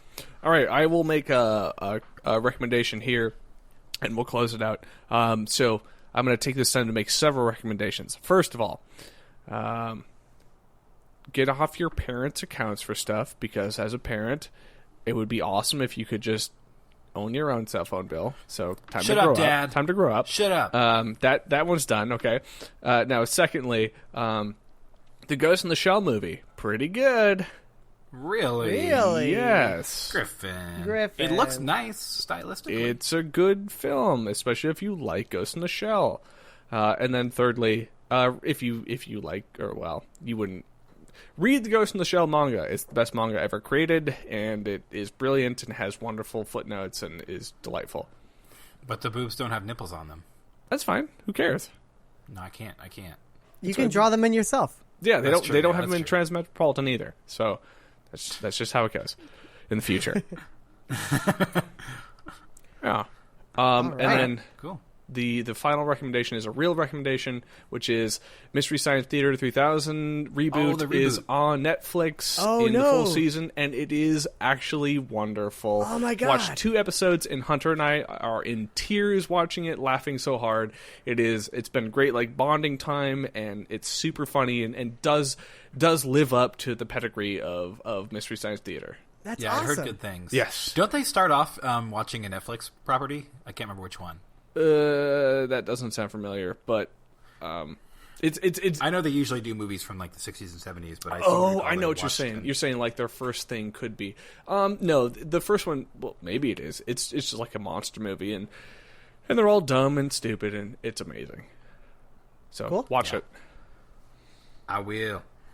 All right, All right. that's been the show. Whoop. Hooray. Thank you, gentlemen.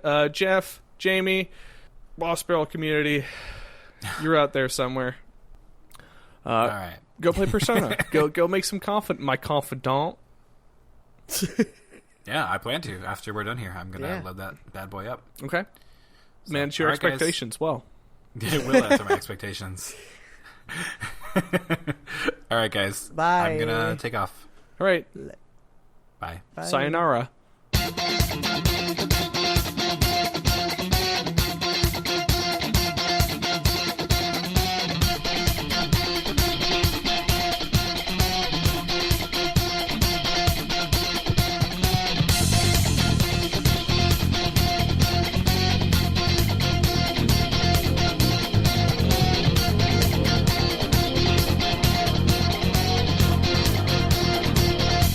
It's not a